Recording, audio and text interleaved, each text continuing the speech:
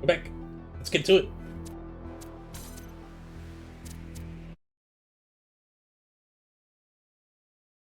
Last I left off, I just finished North 3, and so now we're going to enter the north side of the Megastructure.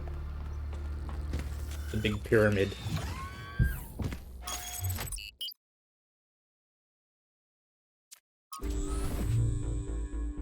There's something I've been thinking about.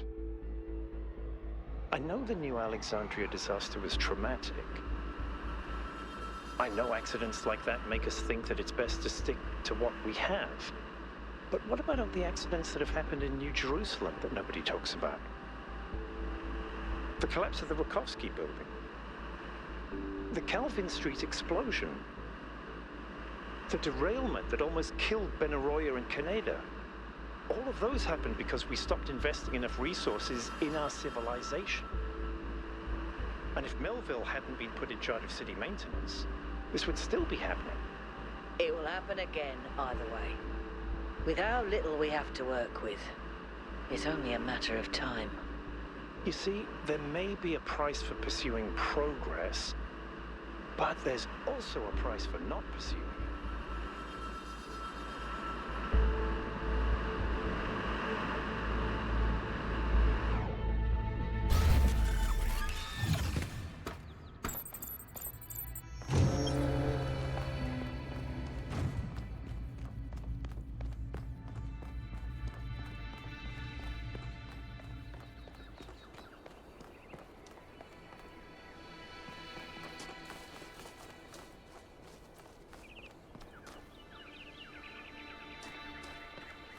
I don't think I need to visit the other structures right now. Damn, this area looks great too. Look at that rock.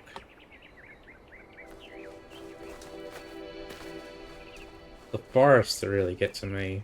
I love forests in real life. And the ones in this game are so well done.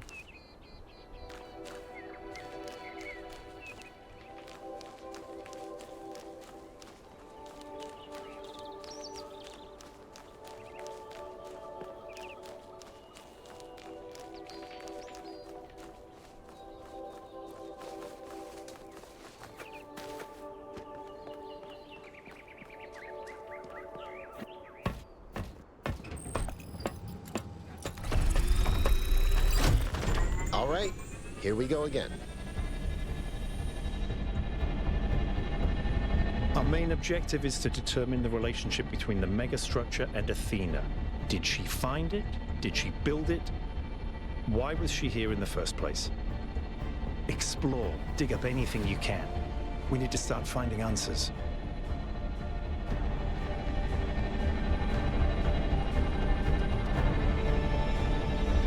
I can't imagine one person building all this.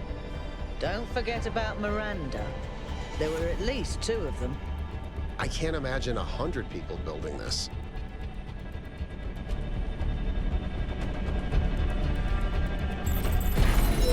All right, everyone. Have a look around, but stay in touch and be careful. 1K, can you stay a moment? I'd like to talk to you. Oh, I know you can't wait to start exploring, but just hear me out, okay? sure. I'm concerned. Byron is brilliant, but all he can think about is the possibility of finding Athena. She was his mentor, and her disappearance shattered him. I'm afraid he's not seeing the dangers of the megastructure. To me, this place seems chaotic, dysfunctional. Yes, it's all very impressive, but I think it's broken. And what we're seeing is, it's nonsense, frankly. You've interacted with it more than anyone. What do you think? Not nonsense at all. I think all of it is intentional. We're meant to do something here. It is somewhat broken, but underneath that, there seems to be some kind of pattern. You're right, it seems pretty broken. I don't have enough data to judge. I think all of it is intentional.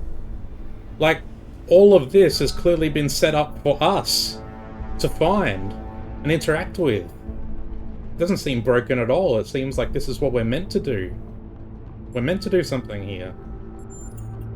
So you see it that way too, huh? Yeah. How could you not? Well, maybe I'm wrong. I hope so. But please, be careful.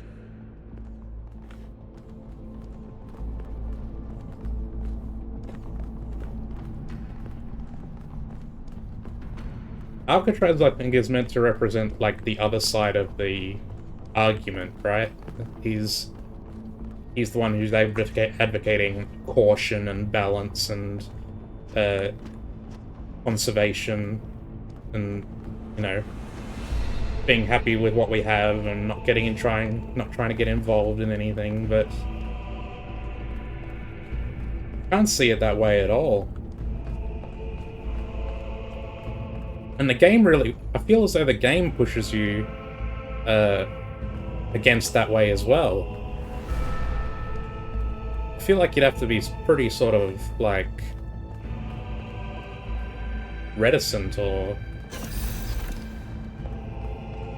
hard-headed or stubborn, I guess, to see it in the way of, like... I'm headed deeper into the megastructure. Not quite sure where I am. Seem to be right in the middle of the machinery.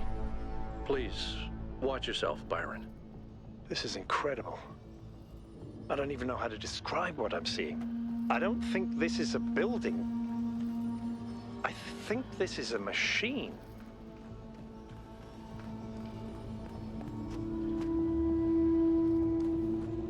Yeah, like I was saying, I feel like you'd have to be pretty...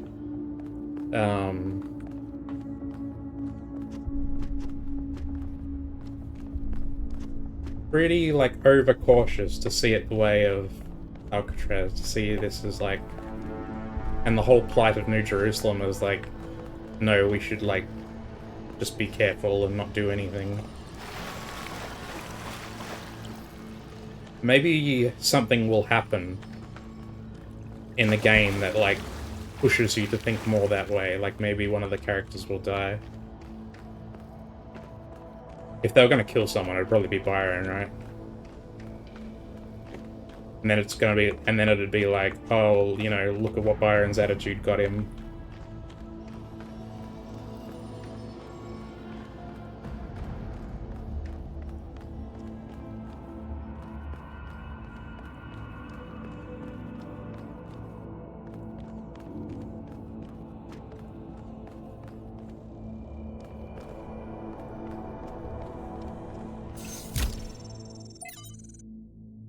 November Project. Trial 1701 to 2202. False leads, errors, frustration. Effects ripple out at enormous distances. Waves. We need to move experiments further apart. Trials 2203 to 3509. Version 0.2 deployed. Large-scale synthesis successful. So I guess this is... The November Project is working on this magic particle stuff that we're seeing. 3510 to 3525. Replicating 0.2 to create 0.21. Can we literally bootstrap this to any scale? Wonder why it's all corrupted. And I guess, like, all the structures we have seen so far are, like, really overgrown with vegetation. So Athena and Miranda may have been gone for a long time. Uh-oh.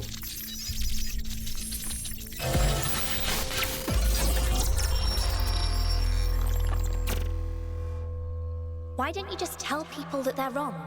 If you tell them the truth, they'll listen. It's not that simple. Straton wrote that the most common error we commit is to think that ideas determine reality, when in fact the opposite is true. Ideas follow from material conditions. Belief systems are formed to explain and justify the way we live. We did not have kings because we believed in the mandate of heaven.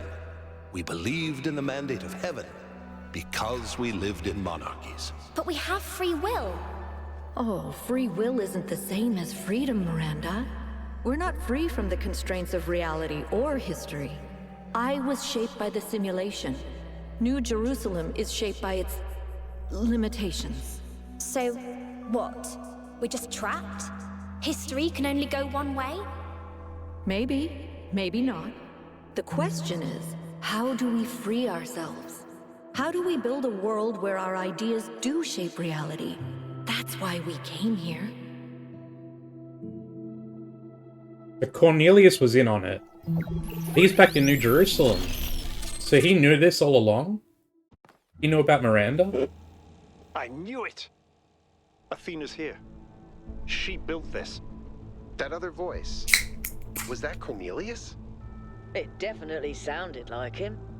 Come to think of it, he went on a research expedition around the time Athena vanished. He was gone for years. People thought he'd died. And all this time, he knew where she was? We should talk to him. We will, when we get back. But right now, we have to focus on finding Athena. We are so close.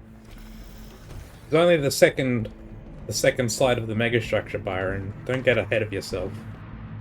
We got a ways to go yet.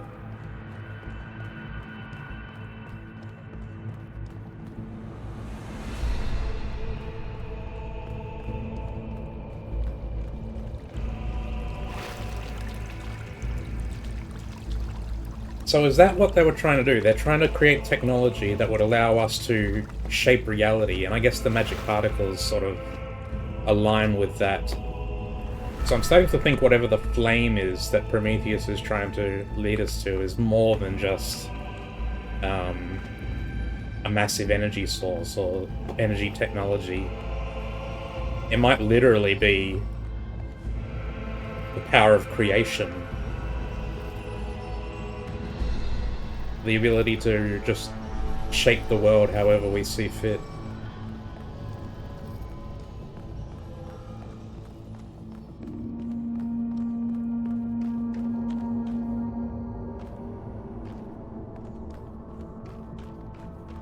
Alright. Same deal here by the looks of things.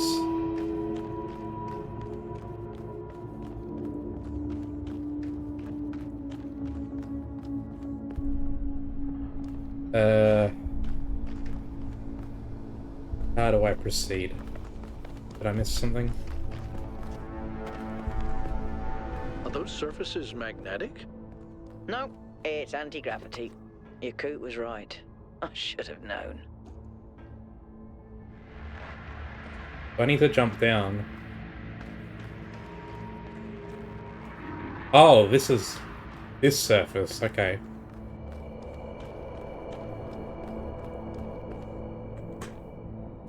Aha. Ooh, that's trippy.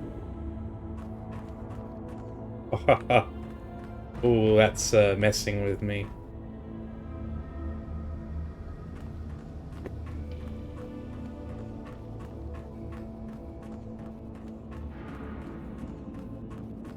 It reminds me of the gravity crystals in Outer Wilds. 1K, I'm over here. Hold on. I'll open that door for you.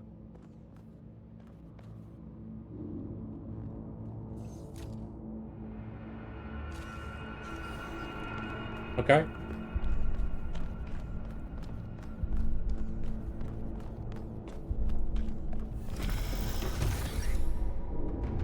He's off. He's going for it.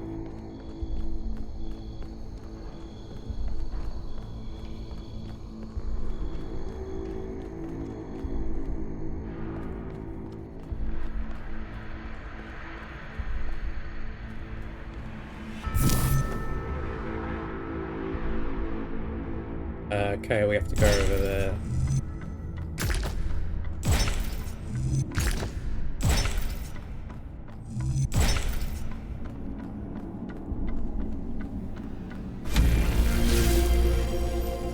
Simple enough.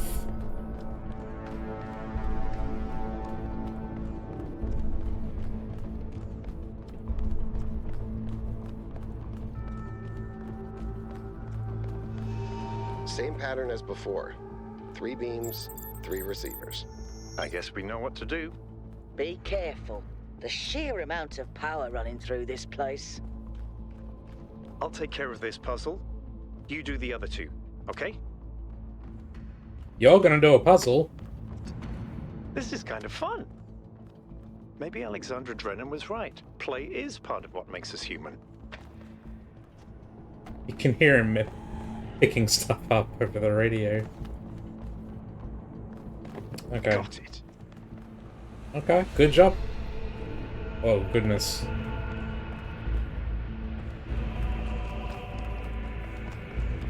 Okay, well, we saw this first, so let's go this way.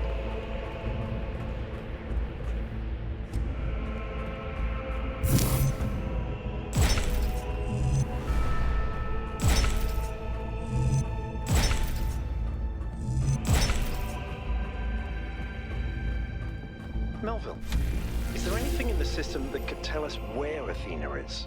I don't know. Someone's logged into the system, but when I try to access that information, it all glitches out.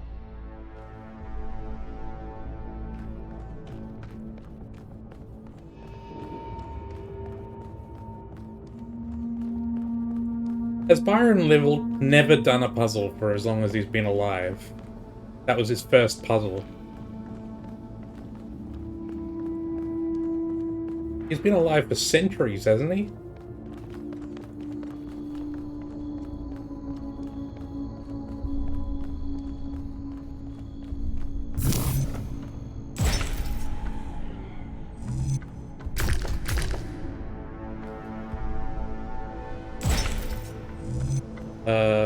Oh, okay.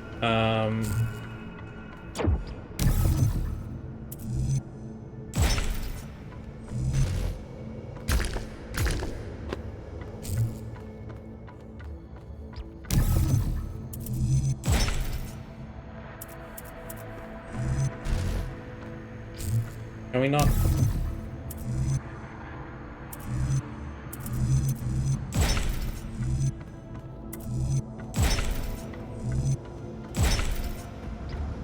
Oh, and we can go up here like this. I see.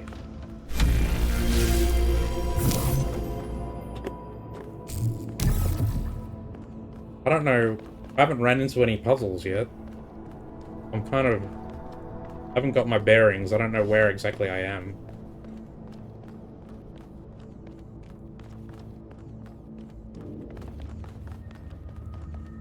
So, I guess we just proceed.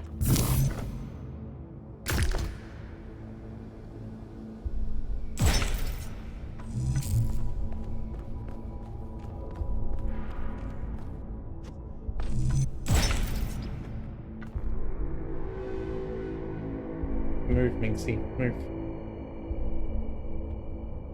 Move. Come on, get up.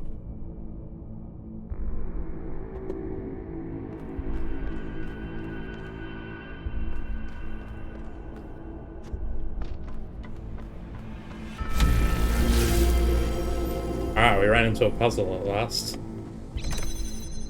Okay. Okay.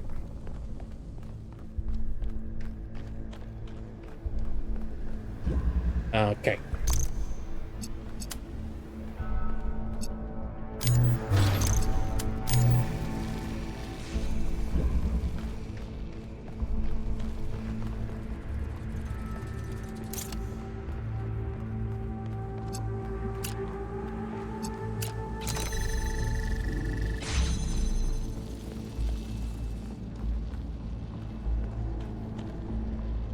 Seems to be it.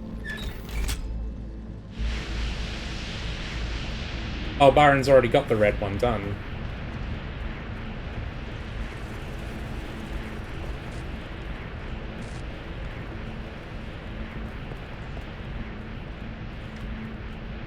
I think the puzzles inside this, in the Megastructure are easier. They're made to be easier because they can't be skipped.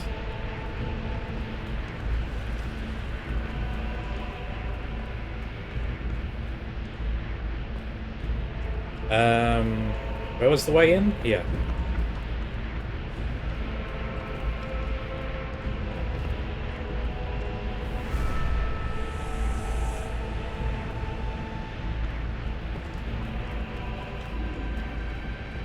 There's no fast way back to where I came from, is there?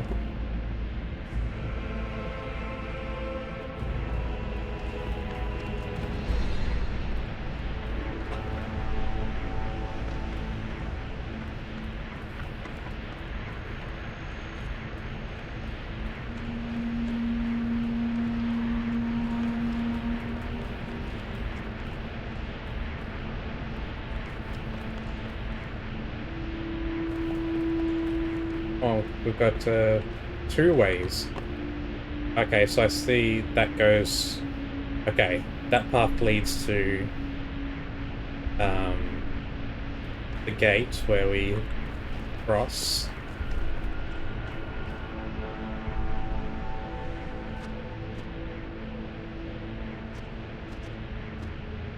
Let me just check here.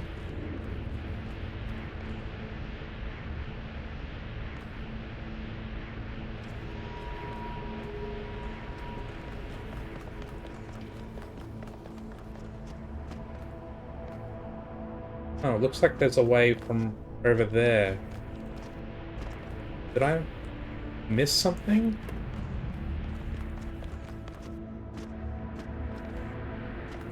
Oh, oh shit.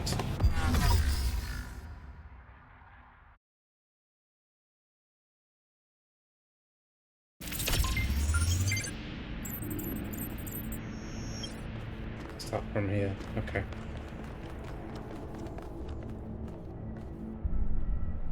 Where is that?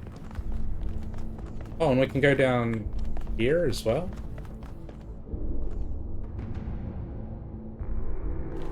Oh, goodness. It's all sort of interconnected. Nope.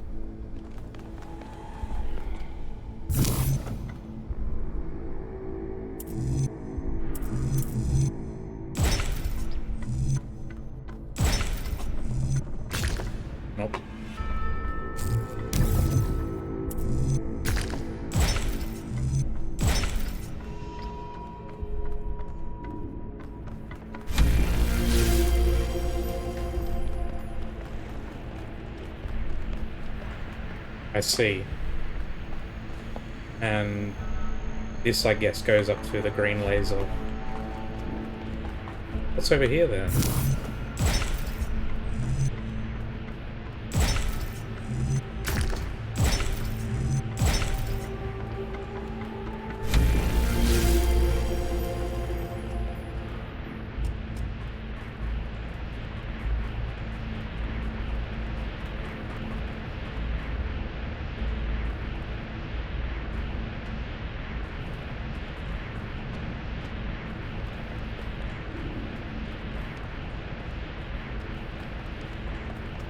I have completely lost track.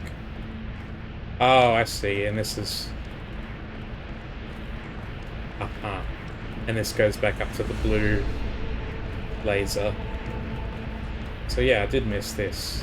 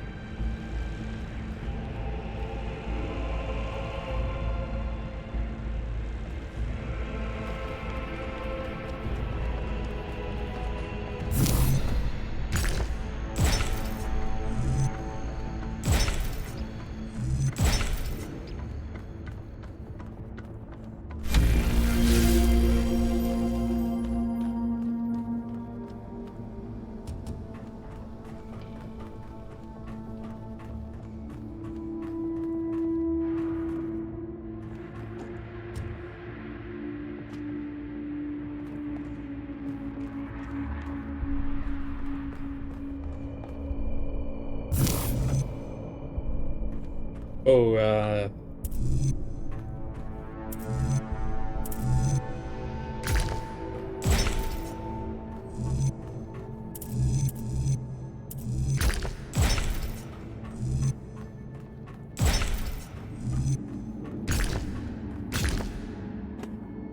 what's...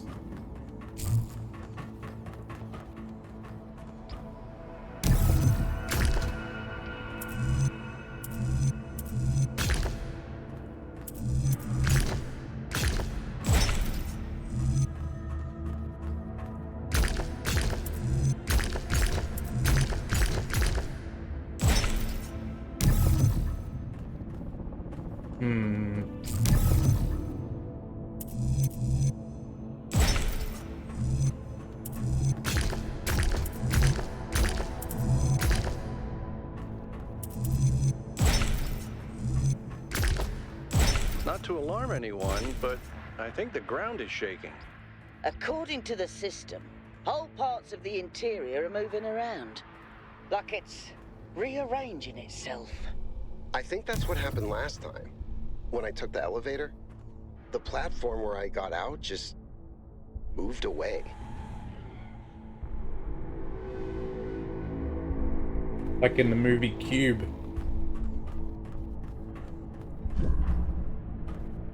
Rearranging it in the interior of itself.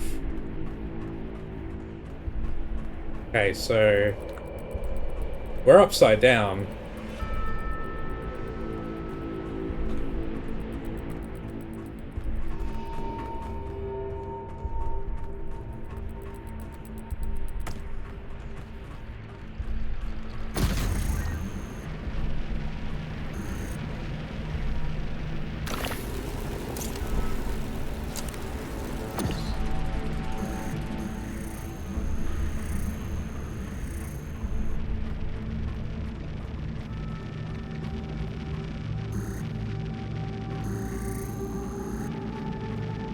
So it looks like that's the puzzle solution.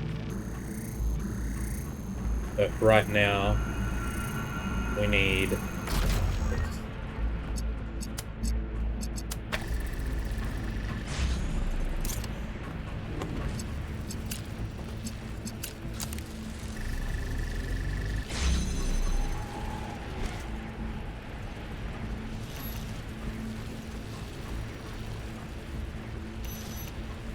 a jammer. I guess we use it for this.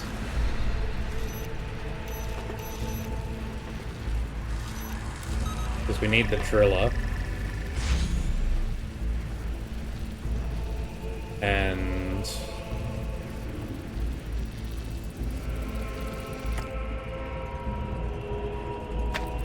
guess we don't need this anymore.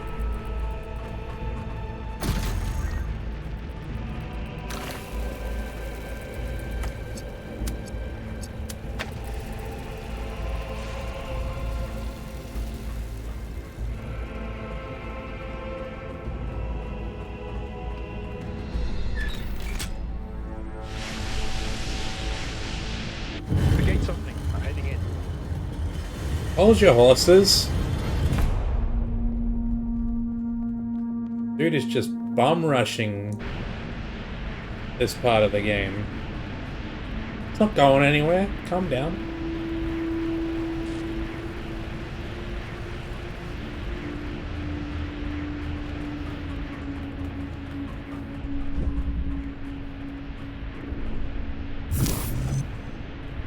Oh, this is different again. Where did I come in from, then?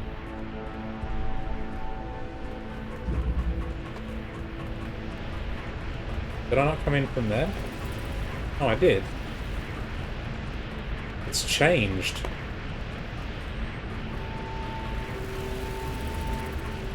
Maybe that's what they were talking about. It's moving around.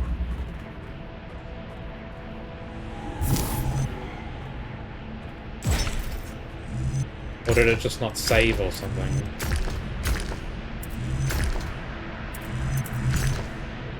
That doesn't seem right.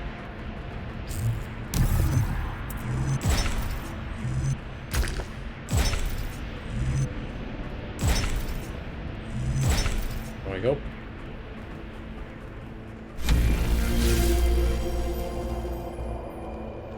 Yeah, I mean, this is the way I came, I'm pretty sure.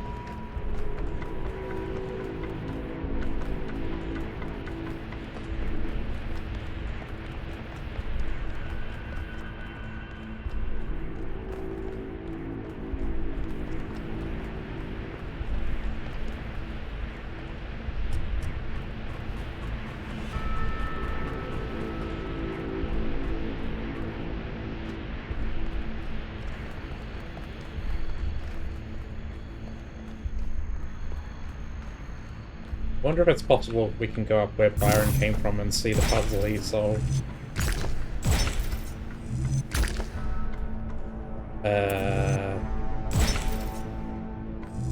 Isn't gonna work.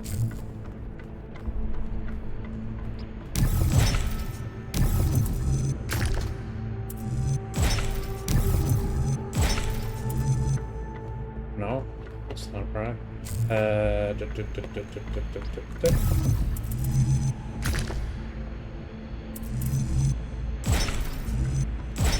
There we go.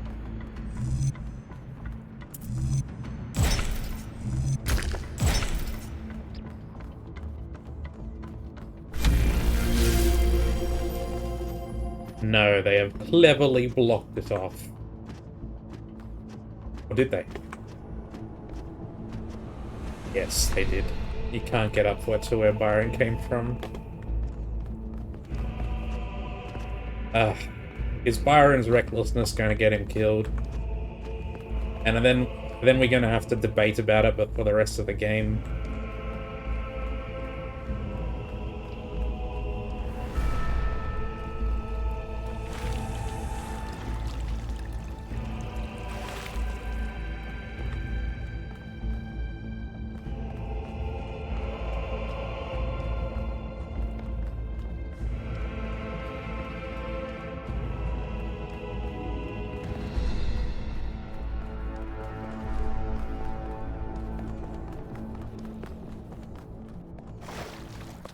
Oh! This is fascinating. They were both here, Athena and Cornelius. They had a plan. I found a file that... I can't...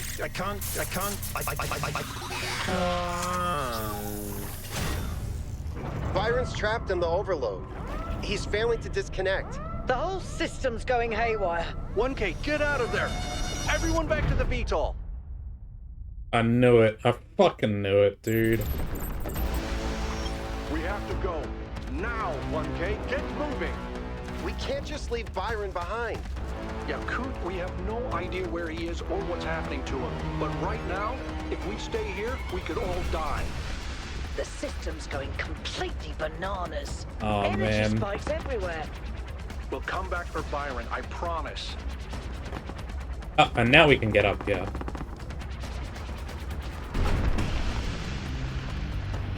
My controller that I'm not using is rumbling off the desk. What have you done, you fools? Mortals are not meant to tread these halls. Why will you not heed my warnings? I am not trying to harm you, creatures of clay. All I wish is to protect you and the rest of your kind. What more must I do to make you understand? If you cannot be reasoned with, I must bar your path.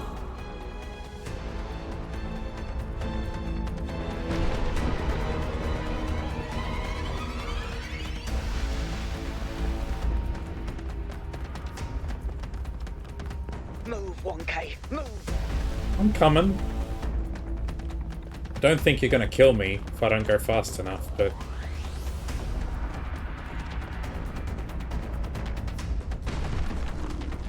here we go.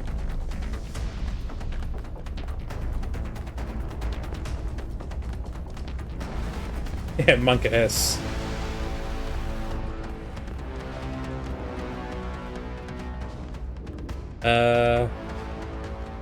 Up here? These energy emissions are messing with the VTOL systems. Okay, I think I've got it working. Get here quickly, 1K. I'm coming.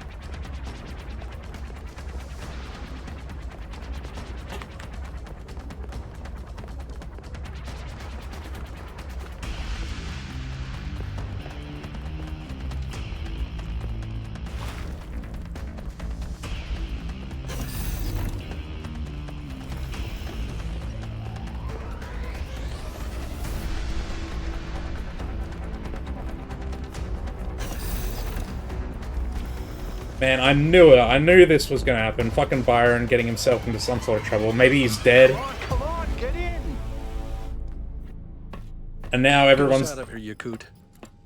Now we're going to be debating about it, like, oh, did Byron's eagerness is what got him killed? His hunger for progress and pushing forward is too dangerous, and we're going to have to put up with that shit.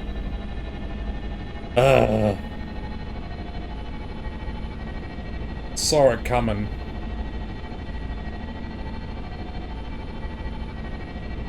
Okay, we're out. Now what? Looks like the southern sites are active. The readings are strangely jumbled, though. Should I set us down? Yes, but just to drop off Melville. What? We're going back to New Jerusalem. This situation has gotten out of control. We need to regroup. Rushing in blindly isn't going to save Byron. But we also need someone to stay here and keep an eye on things. Melville, that's you. All right. I'll see if I can make any sense of these systems while you're gone. Just keep a safe distance, okay? Will do. Good. Well, 1K, I guess it's time for you and me to take a nap. Oh, we're actually going back. I wonder if Byron... Do not lose hope, my child. will actually die. In these difficult moments, find solace in your friends and in the home that you share.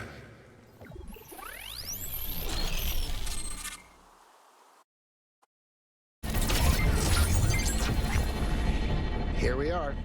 Got an update from Melville. The power spikes are continuing, but no news from Byron. All right. Thank you, Yakut. You get the VTOL ready for the next trip. I'll talk to the mayor. 1K, please head over to the Museum of the Simulation and talk to Cornelius. Oh yeah, we can Let's see what he has to say for himself. we can confront Cornelius about what the fuck he was doing with Athena and Miranda.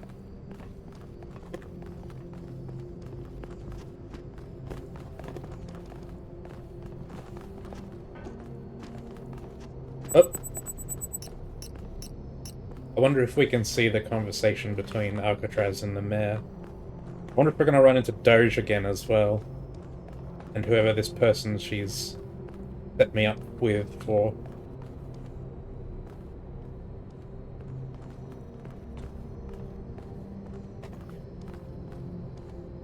Where are you going, buddy?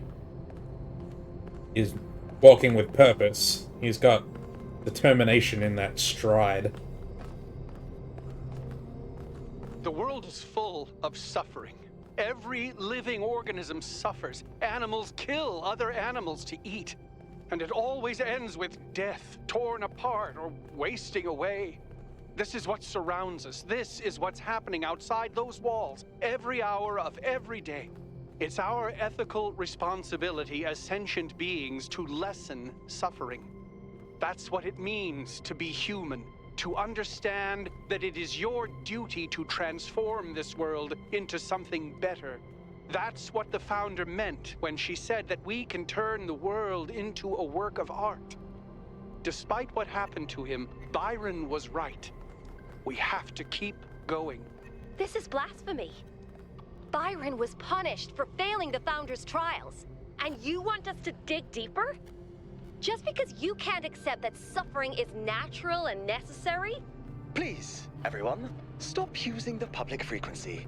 If you want to argue, use your interface or speak in person.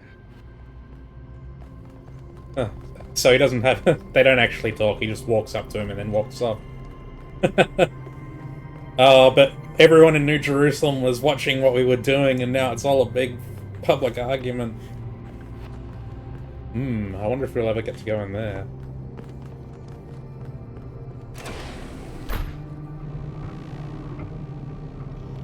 The weather's not sunny anymore, it's all foggy.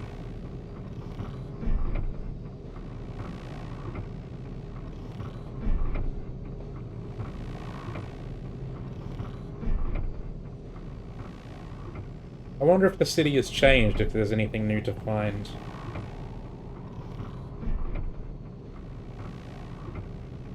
I doubt it, but I'm gonna have a look around anyway. I bet there's lots of people we can talk to.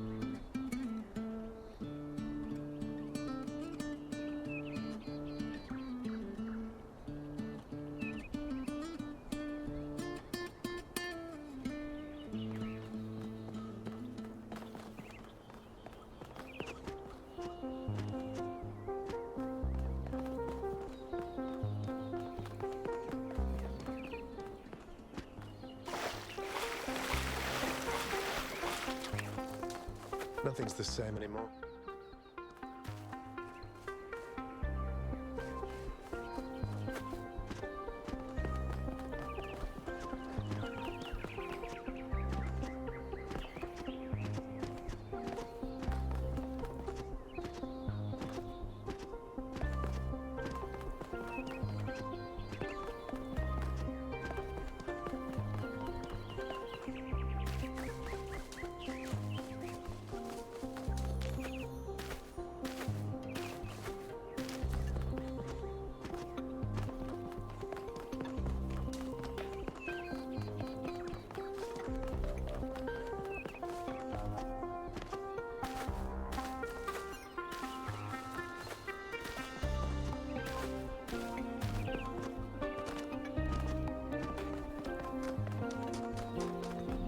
Here we go. Oh, we've got loads of stuff on social media. City News. The expedition to the Founders Island has suffered a serious setback as all contact with Byron was lost during a foray into the interior of the Megastructure. Byron is assumed to be alive, but trapped within a data stream overload and unable to disconnect. Several sources in the government expressed a lack of surprise at this turn of events, citing the First Companion's history of rash behaviour. Hopefully this gets people thinking about the dangers of populism, one source told me.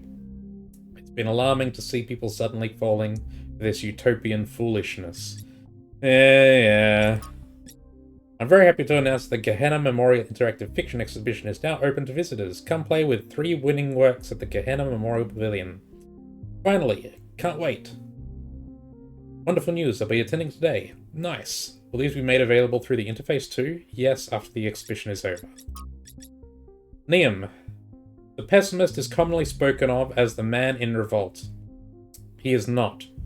Firstly, because it requires some cheerfulness to continue in revolt, and secondly, because pessimism appeals to the weaker side of everybody, and the pessimist, therefore, drives as roaring a trade as the publican.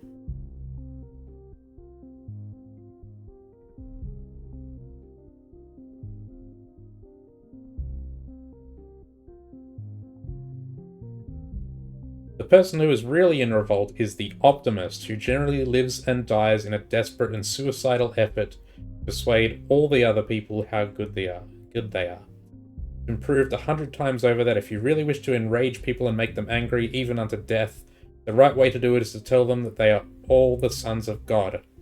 Jesus Christ was crucified, it may be remembered, not because of anything he said about God, but on a charge of saying that a man could in 3 days pull down and rebuild the temple. Every one of the great revolutionists, from Isaiah to Shelley, have been optimists. They have been indignant not about the badness of existence, but about the slowness of men in realizing its goodness. The prophet who is stoned is not a brawler or a marplet. Don't know that word. He is simply a rejected lover. He suffers from an unrequited attachment to things in general. D.K. Chesterton. Rip Byron? Rip Byron? TLDR? Rip Byron! We don't know that he's dead. He may just be lost. He could still be saved. I was going to say something sarcastic, but you know what? In the spirit of optimism, I really hope so.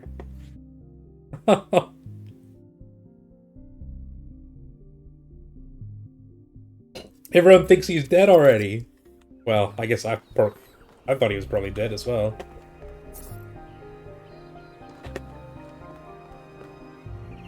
Founder bless you, 1K. Now is the time of our great testing. You're the really... The deceiver Byron has been slain. Oh, God. And we must turn away from the path of sin, or suffer the same fate. You're the religious one. I don't agree with Byron, but he's not a deceiver and he's not dead. This is idiocy. Have you ever considered that you might be wrong? Why do you hate Byron so much?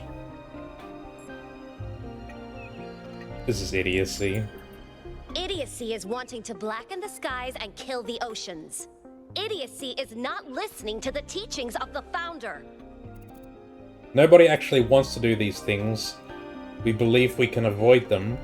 Byron believes we can grow without repeating the mistakes of the past. Yep, you're an idiot. We believe we can avoid them. And you call me an idiot? May the Founder forgive you. If you've been watching the stream, then you must know that what the Founder thinks. All the things we heard in our voice shows that she thinks the exact fucking opposite. The annoying little... Ugh. Founder bless you. Athena had the same ideas as Byron. Not even paying attention.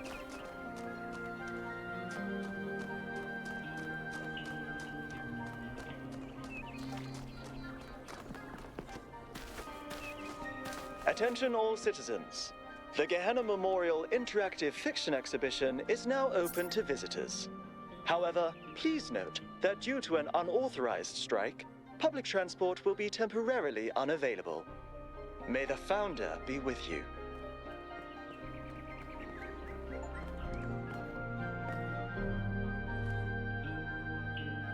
Welcome to the Gehenna Memorial Interactive Fiction Exhibition. Oh, it's you, 1K. Please tell me, you were there when everything went sideways. Do you think Byron will be all right?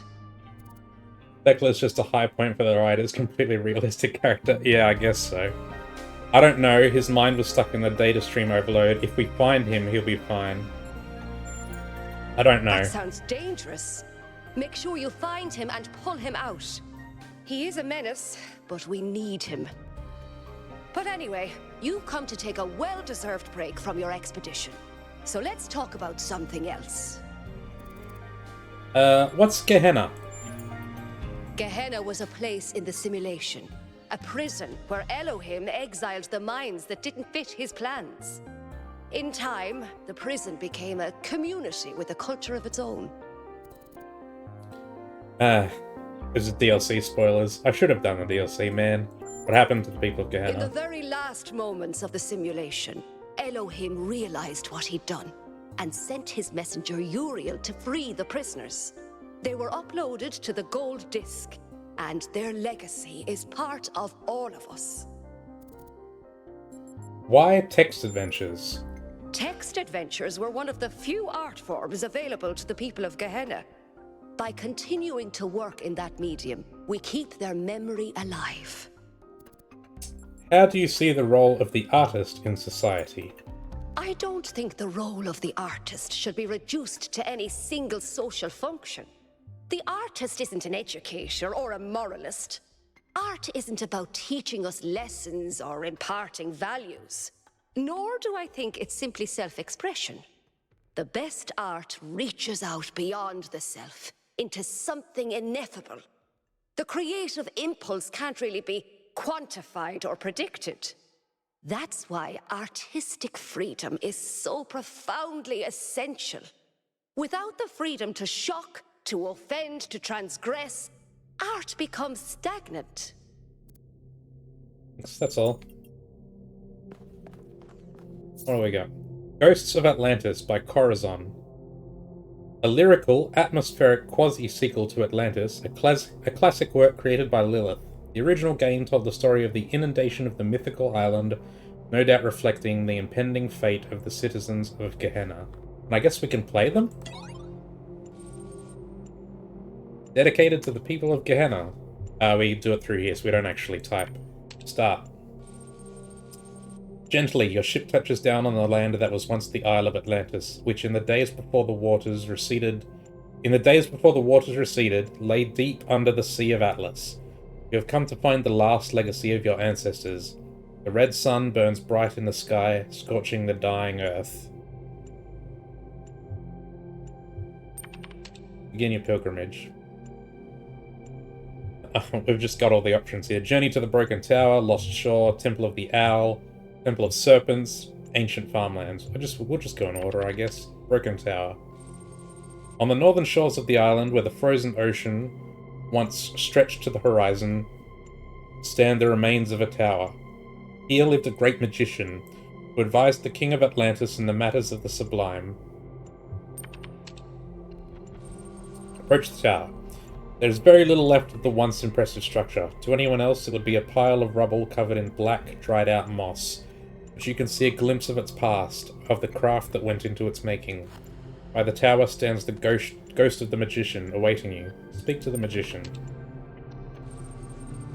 A great marvel was revealed to me in this tower, the magician says, a glimpse of the sublime, and although I am dead and my soul has spent an eon under the sea, that vision is not lost to me. Even now I could summon it and reveal it fully. He pauses. If I do, I will finally witness the sublime in all its glory, he says. But I believe that in this moment my soul will be annihilated. Is that a fate I should embrace or reject? Annihilation of the soul is liberty, annihilation of the self is sin.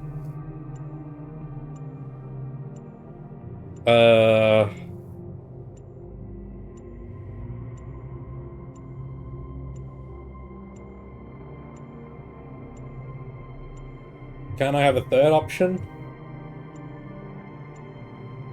Annihilation of the self is sin. But rejecting the quest for the sublime is also sin, the magician says, hesitant. Our grasping for the sublime is what makes us more than animals. Then find another way to witness the sublime without being annihilated. If the sublime requires us to destroy our essence, it's not worth it. Make your own sublime instead. Find a way to witness the sublime without being annihilated. The magician thinks about your words. There are sages who say that our methods must be pure and unassisted, or they are false, he says. But I've always made use of the instruments of my craft, so perhaps to stop now would be to betray myself. Very well. Ask the magician to join you. I will join you gladly, the magician says. I would like to see some of the wonders you have brought from the sky. Continue your pilgrimage. Journey to the Lost Shore. Your journey takes you to a wasteland that was once a beach where children from the Atlantean capital of Luna came to play. Here stands the ghost of the poet, contemplating the dying sun that fills the sky. Ah, yeah, so Gehenna will still be worth playing even with this synopsis. Yeah, I get that impression. I do want to replay the first game. I don't know when I will do that, though. Speak to the poet. I never completed my great work, he says. There were too many priests and censors who interfered, who did not allow me to create what I intended because they feared the free and true expression of poetic genius. And then came the earthquakes and the waves, and long ages under the sea, and now this time of burning death. Yet still I long for its completion, and my soul imagines what could have been. You must accept that your work cannot be finished, you are dead. You must refuse to accept your death and find a way of completing the great work. Refuse to accept your death. All art is irrational, the poet says. It is not the opposite of reason, but beyond reason. And so is defiance of death, even by the dead themselves. We are gone, we do not exist, and yet we refuse to surrender. Perhaps that is what is called faith. Ask the poet to join you. Thank you, I have remained too long in this place, the poet says. Temple of the Owl. The sun grows bigger and brighter. Time is running short. Your next stop is the Temple of the Owl, the greatest scientific institution of old Atlantis. Here the ancients tried to understand the secret laws of the cosmos, although their studies did not advance far enough to prevent their fate. The ghost of the scientist awaits you in the ruins. Speak to the scientist. I have not rested in death, the scientist tells you. In fact, death has provided ample opportunity for study. I have learned much about the machinery of creation. He hesitates. I would like to join you, but I fear that the truth I have discovered will offend and outrage many. Tell them not to reveal the truth. Tell them that the time of such outrage has passed. Tell them the truth matters more than anything. Tell them that outrage should not prevent compassion. Tell them to stay behind.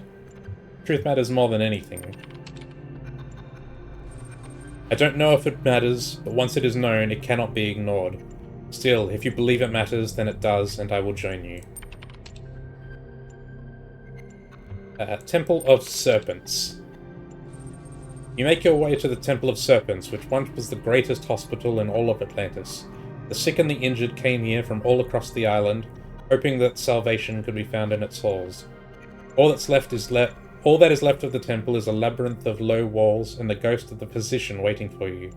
It is faint, barely visible. We can explore the labyrinth as well. Speak to the physician. I worked here day and night for many years, and I saved countless lives, the physician says. And yet, of all the lives that I saved, only one survived the death of the island, a young messenger who escaped on one of the ships thanks to another's sacrifice. And I have wondered many times since, was my work in vain? The burden of this question is eroding my soul. No, because death comes to all in the end. No, because that messenger is my ancestor. No, because he who saves one life saves all lives. No, because all lives are worth saving, no matter the future. All things are in vain unless we choose to believe differently.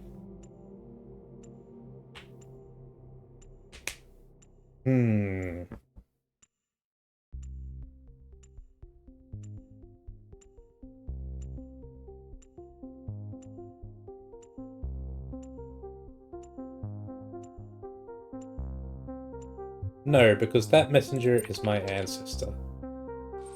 The physician's eyes widen and he becomes more visible. Then my work lives on, he says. The man I saved became a father, and through him millions of lives were created, and some part of Atlantis lives on today. Ask the physician to join you. I will join you, the physician says. There is still good I can do even as a ghost. It is good to see you, brother, the magician says. We didn't get to explore the labyrinth. Journey to the ancient farmlands. This soil used to be rich, life-giving. Generations of humans relied on it to survive. Then the waves came, and after the waves, the dying sun. Now that all life is gone, something has been revealed underneath the soil. A city of unimaginable antiquity. The ghost of the farmer waits in its ruins. Speak to the farmer. This city is older than the capital, the ghost tells you. It is older than Atlantis itself. When our most distant ancestors huddled in terror before thunder and lightning, this city was already old. And yet this city is not foreign to us. We too are its citizens. He looks directly at you and there's a light in his eyes that is not of this world. Are you willing to swear fealty to this city across the boundaries of time and space? No. Then the city will not be there for you when you need it, and you will fail. But you are young, so very young, you will find the city elsewhere, in time, and have another opportunity. The ghost fades into nothingness.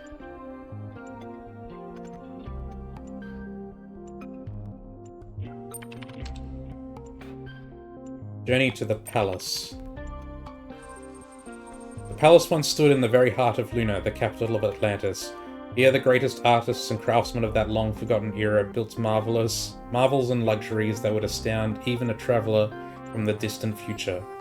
But these things, like everything else, are gone now. Only a single remnant of the Atlantean world remains, though it is perhaps the most precious, a great mosaic telling the history of Atlantis. Before it waits the ghost of the king. I tried to be a good man, the king says, to be kind, to balance justice with mercy, to honour the gods, to support the peasant and the scholar alike, and yet I failed. Why? You failed because you were immoral and Mother Earth punished you. You did not fail, we are here. All kings must fail, but it is not your fault that you were born a king. You failed because you put yourself above others and hoarded luxury. You did not fail, we are here. The king is comforted by your words. You speak kindly, he says. I know that I am not without blame, but in the end I chose to save others before myself, so perhaps you are right, and I did not fail entirely.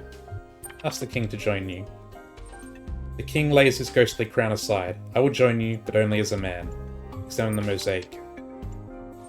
The mosaic is a work of superb beauty, a great work of history and humanity. In it you see reflected all the hardship, tragedy, hope, triumph, and heartbreak of your ancestors. This is what you came to find. Retrieve the mosaic.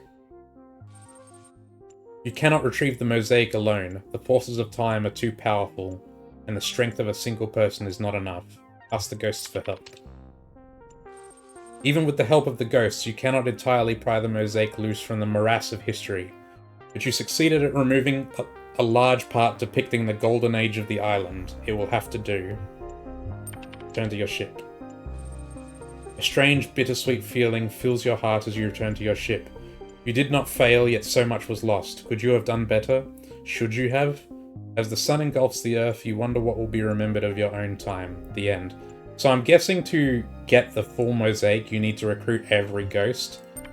Let's see if I can do that quickly.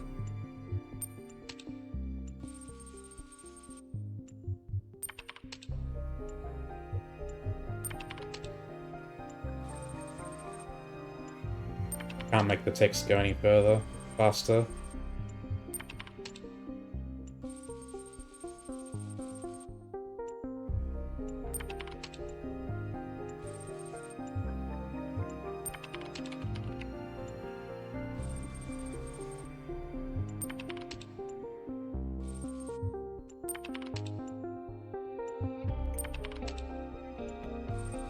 Just gonna give the same answers.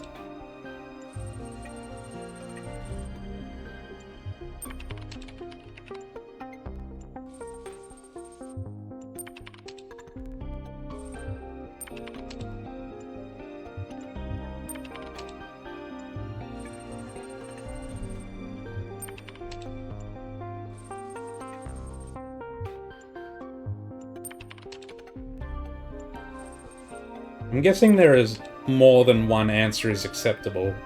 That would be remarkably lucky if I managed to recruit nearly every ghost. If there was only one correct answer.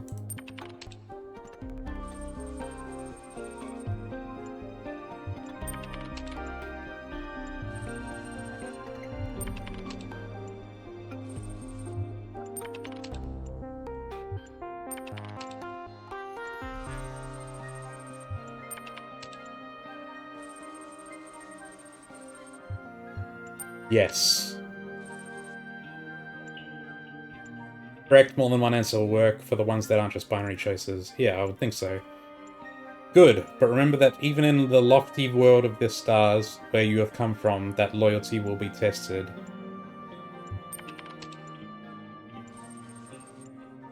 Ask the farmer to join you. The strange light fades from the ghost's form. The farmer smiles. Why, of course, I'd love to join you. I've always loved adventures, you know, and never got to go very far from home.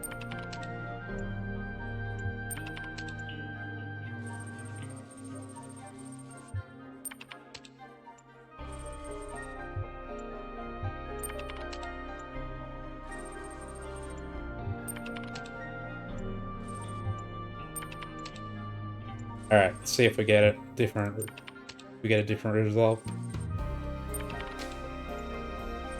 With the help of the magician, the scientist, the poet, the physician, the farmer, and the king, you pry the mosaic loose.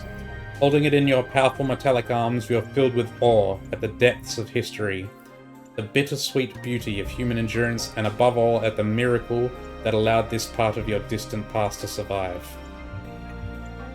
Return to your ship. As you return to your ship, your heart is filled with a soaring joy such as you have never felt before. In this moment, humankind stands defiant before time. Today, the past is redeemed, transformed, exalted. Atlantis lives and her ghosts rejoice. Your ship takes off, leaving the Earth to burn. But the Earth is not lost. No. And as those ships with their painted sails carry forward the legacy of Atlantis, so your ship carries forward the legacy of Earth to the great sea of stars from whence we came, and to which we will all return. The end. I'm guessing Atlantis in this game is an allegory for the ancient humans. And we are preserving and remembering them by carrying them forward with us in our memories. That's how I interpret it.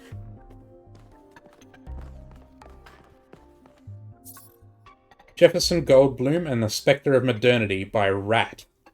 Another story. This is a 980, so he's only been around for a little while. Another story in the much celebrated Jefferson Goldblum shared universe originated in Gehenna. It maintains the characteristic writing style of the series, but focuses on a new set of themes. Okay. I wonder if... I'm guessing that in Gehenna there are actually text adventures like this that you can play, and these are like sequels to them, or like continuations. Jefferson Goldblum and the Spectre of Modernity, a true story. Credits. Written and designed by Rat, dedicated to Mac. Start. You, Jefferson Goldblum, deftly step out of your charging pod and walk into the main lobby of the Goldblum Institute. It is a humble abode filled with a small 4-seater sofa, a table, a coffee bar, and an arboretum. Ginny HD, your fiancée and a leading member of the Casserati Weierstrass Jazz Ensemble, greets you from the sofa while Frankie Soy Sauce waves from the coffee bar, and the velociraptor John Malcolm drives out of the arboretum on his motorcycle wearing his green armored t-shirt. Okay. Speak to Ginny HD. Oh, Jefferson, cries Ginny HD. Good morning. Good morning, Ginny HD, you reply. Did you sleep well, my darling? Oh, Jefferson, I slept most dreadfully. Why is that? Is your charging pod too hard? No, Jefferson, that's not it at all, Ginny HD mourns. My charging pod is very comfortable. I don't know why I slept so poorly, but I woke up on this small 4-seater sofa, which is strange, because I went to sleep in my room. You think about this carefully while stroking your guitar. Ginny HD has no problem recharging most nights. You're about to reply when a klaxon resounds throughout the Goldboom Institute. Ask John Malcolm what's happening, ask Ginny HD what's happening, ask Frankie Soy Sauce what's happening, shut the klaxon off.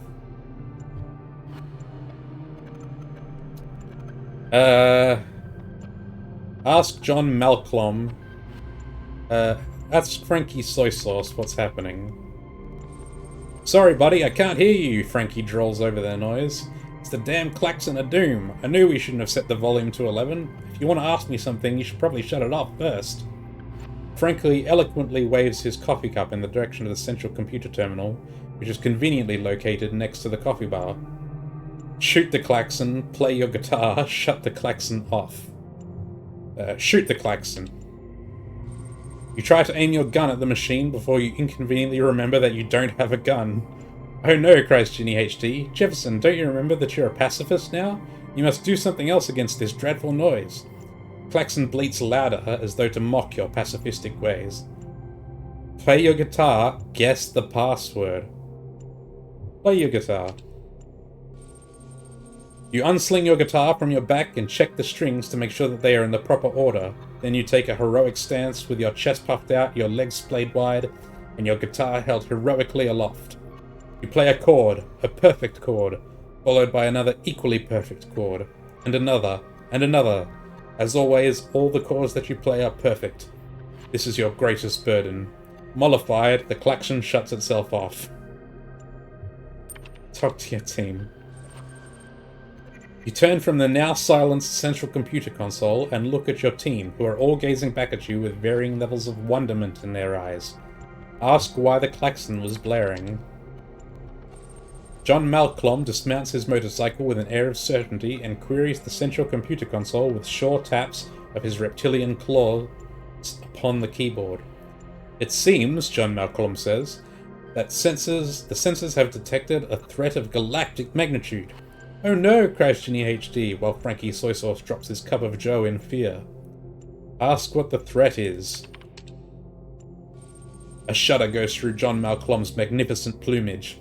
Something far more dangerous than anything we have encountered so far, Jefferson, he proclaims. Oh, John Malcolm, what is it? Exclaims Ginny HD. What could it possibly be? We have already defeated the dastardly Dr. Elion. What could be more dangerous than him? This time, my friends, John Malcolm says after a pause of precisely 2.5 seconds, we will be up against the Spectre of Modernity. Ask what the Spectre is. What is the Spectre of Modernity, you ask, while tuning your guitar for the coming battle? I'm glad that you asked, answers John Malcolm.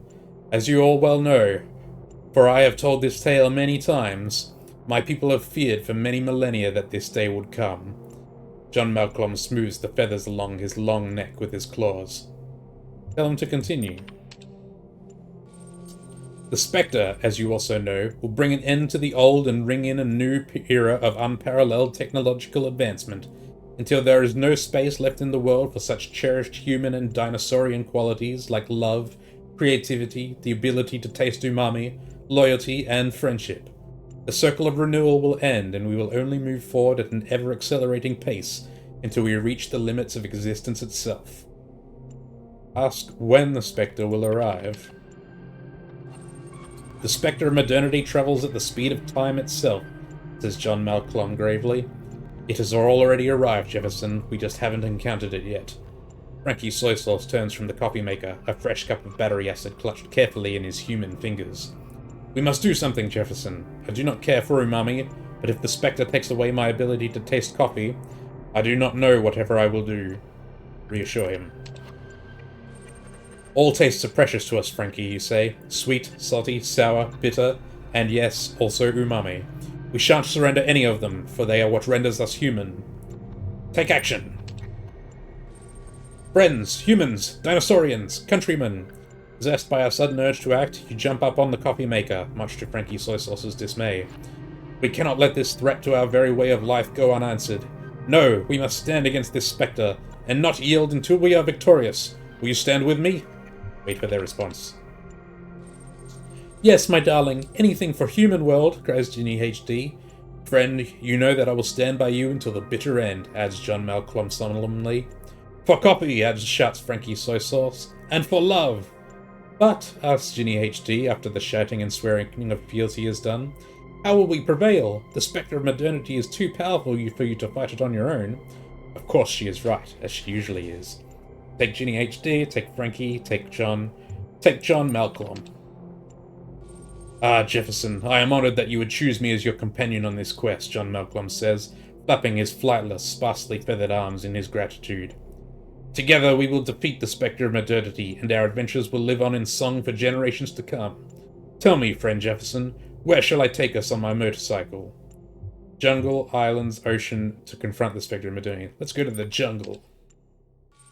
John Malcolm's motorcycle carries you and your dinosaurian friend swiftly across mountains and dales until you arrive in the heart of the great jungle. Friend Jefferson, cries John Malcolm mournfully, the terrain is too uneven for my trusty hog. We must dismount and continue on foot. You walk through the dense foliage, feeling a myriad of eyes upon you, until you arrive at a clearing in the center of which stands a great mechanical clock tower. You know that nothing good can come from such a terrible machine. Approach the tower. With little other choice left by the treacherous terrain, you approach the tower. The clock's hands reach for you greedily. Oh no! Luckily, the sinister hands bounce off harmlessly on John Malcolm's armored t-shirt. Aha! You cry. I think you'll find that humans and dinosaurians will not be conquered quite so easily. You strum your guitar and John Malcolm calls for his brethren, the birds that live abundantly within the jungle, and together you bring the tower down. We are victorious, John Malcolm proclaims, only for his lipless reptilian smile to fall when he gazes upon your worried face. What is it, Jefferson? This wasn't the spectre of modernity, old friend. This was only its lieutenant. The true battle lies ahead of us still. Then you pick up a warped and twisted piece of metal in your fleshy hands and grin grimly. But mayhaps now that we know what stuff our adversary is made of, we stand a chance against him. Go to the islands. John's motorcycle is not swift enough to carry you across the turbulent waves that surround the islands. Together you stand on the shore, gazing out across the vast expanse of choppy water. I am sorry, friend, bemoans the dinosaurian mournfully. My armored t-shirt makes it impossible for me to swim, and my motorcycle is not made to crest these waves. I have doomed our endeavor from the start. My reptilian brother, you say, resting your human hand upon John Malcolm's scaly shoulder. I would rather have failed with you than succeeded at someone else's side. For we will be friends until the bitter end, no matter what the future may hold. We just need to confront the spectre as best we can, the tools at our disposal. Go to the icy mountains. After a long day of travel, you arrive at the icy mountains. The great mountains are barren of plants and animal life, yet they are beautiful in their own way. Jagged and cragged and rugged, peaked with snow and gouged to the bedrock by merry little streams. But there seems to be nothing that could be useful in defeating the spectre of modernity. Well, says your companion, what now? Or John? I think we should continue, you say humbly, don't you agree? Jefferson, so it has come to this. The motorcycle-riding reptilian sighs. Together we stand at the end of the world, figuratively and literally. Dinosaurians and humankind united in one last quest to save us all, and our only logical way is forward and onward. You hum in agreement. It is a beautiful thought. I am not sad that it is you that I find myself here at the end, John Malcolm continues. Just look upon this great otherworldly beauty before us. The spectre of modernity only sees the future, but these mountains have seen our entire past. and they have never bowed to change. Dear God, aren't they majestic, old friend? Respond. You're about to respond, but before you can open your mouth, the ground before you gapes open, and a horrendous yet oddly beautiful figure with glowing red eyes and mighty antlers emerges from the depths. Who dares summon the dear God? It howls in a voice echoing as if in a deep cavern. Run away, attempt to explain the misunderstanding. As the dust settles, you see before you a mighty white stag with glowing red eyes and golden antlers. You tremble bodily and quake in your boots as the apparition gazes upon you. Who hath summoned me, the dear Booms? What foolish mortal dares to disturb my slumber? O great antlered one, you say earnestly, your awakening is not the result of intent, but of homophony. Oh, dear God, that's why. The antlered creature cocks its head and its eyes flash menacingly, but it does not otherwise react. Ask for the dear God's help. We are on a quest to destroy the spectre of modernity, and we would ask for your help in our noble cause. And why would I help you, foolish mortal? To protect our way of life, to preserve friendship, because modernity destroys beauty? Because modernity has no space for love? To preserve the ideals of loyalty? To talk about umami? To preserve friendship? Because, you say, clutching your guitar sincerely to your chest, the people of human world and the denizens of the ninth dimension value friendship above all else, and in the fractured future that with the spectre of modernity envisions for us, there will be no place for such things. My friends, my dear Ginny HD, and young Frankie Soy Sauce, and even John Malcolm, even though he is not human, mean more to me than any technological advancement ever will.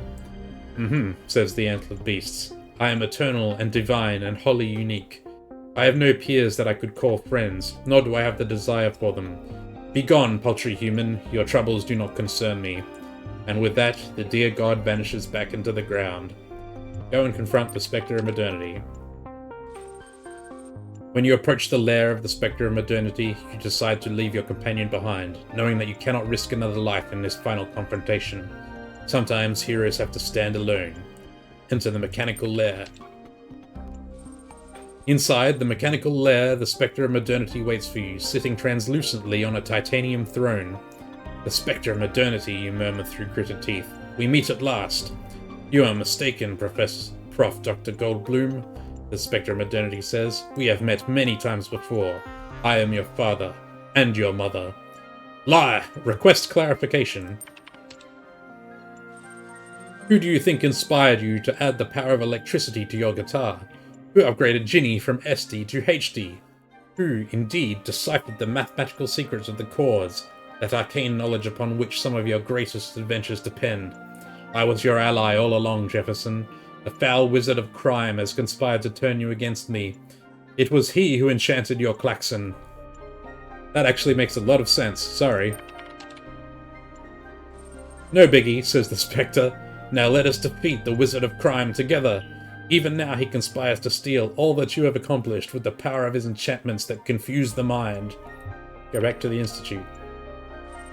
You rush back to the Goldboom Institute, where you find the wizard of crime taking advantage of the absence of your heroic friends, out seeking other ways to stop the spectre of modernity, to rifle through your belongings. He is surprised to see you. I see my scheme has failed. Curses! Were it not for that scheming spectre, I would have stolen all your wealth and added it to my ever-growing hoard. For that is my scheme, to steal and steal until the whole world is mine. Mwahahaha! And so you arrest the foul sorcerer instead of the development of human potential, and become good friends of the spectre of modernity. Just call me Mo, the spectre says. I'm sure we'll have many wonderful adventures together. The end. What a load of fucking nonsense. Okay, last one. Argument Simulator by Guta. A short, punchy work of games as commentary. Do you agree with the conclusion it suggests?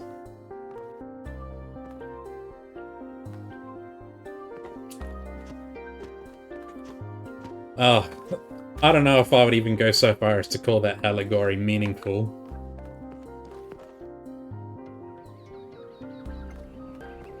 I wonder if the devs intended to have the guy who made the character who made this game, is he... I guess he's against progress and modernity? A short punchy work of games as commentary. Do you agree with the conclusion it suggests? Welcome to Argument Simulator. Credits. Referring to the Atlantis story? Yeah. That very much so. Start. Choose your character. Goldboom, Socrates, Library Assistant. Library Assistant. Choose your argument. It's true, it's false, it's not true. It's true. I disagree. You're wrong. No, you are. I can contradict you. The premise of your contradiction is itself contradictory. I question your epistemology. I question your axiomatic principles. I question your ethics. I question your metaphysics. Let's find out what we agree on. Okay. Okay, feels like a good idea for us to understand one another better. Game over. Thank you for playing Argument Simulator. Socrates. Choose your argument. It's not true. I assert the opposite. This is obviously incorrect. No, it isn't.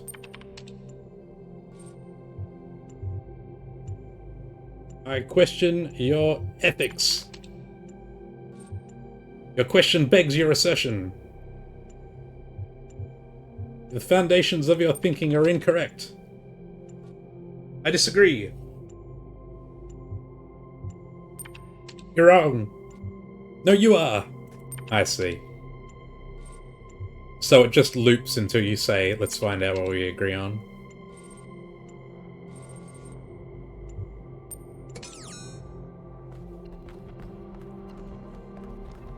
Deep. You don't have anything to say now that I've completed all those? No. I'm not playing the Goldboom one again. It seems like there are a lot of paths in it, though.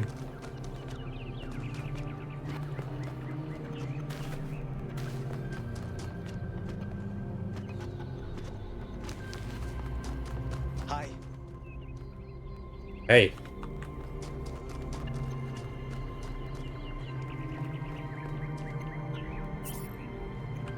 Public transportation must be safe. We deserve a functional city.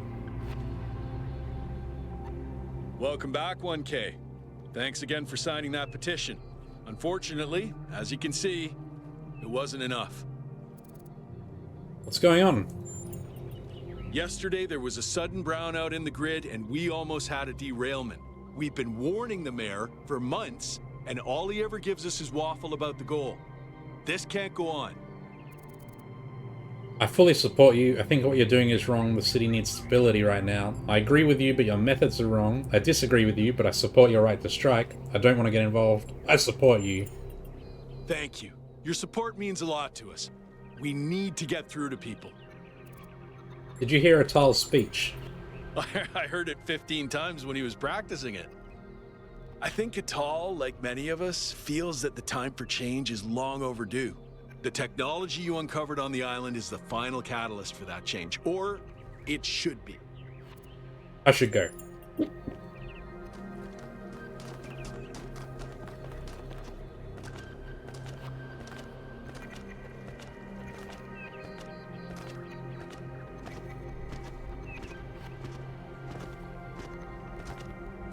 Welcome back. Hey. See, I told you, it was Athena who sent Prometheus. How do you know it was Athena? Because she's the one who built the giant pyramid. Sure, but how do you know it wasn't Cornelius who sent Prometheus? Because Cornelius was here? And where did Prometheus appear? Come on. How do you know it wasn't Miranda? Maybe she got bored of waiting. I don't buy it. I think Athena is testing us. Why would she test us? To see if we can use those new technologies, like the body replication. If those new technologies are such a big deal, Why is she putting them in puzzles? Because play is how we learn. Maybe she's trying to tell us the opposite. That it's all just childish stuff that doesn't really matter. The last power failure almost caused a derailment. It all matters. You're starting to sound like Byron. You saw how that turned out. They'll find him. Sure.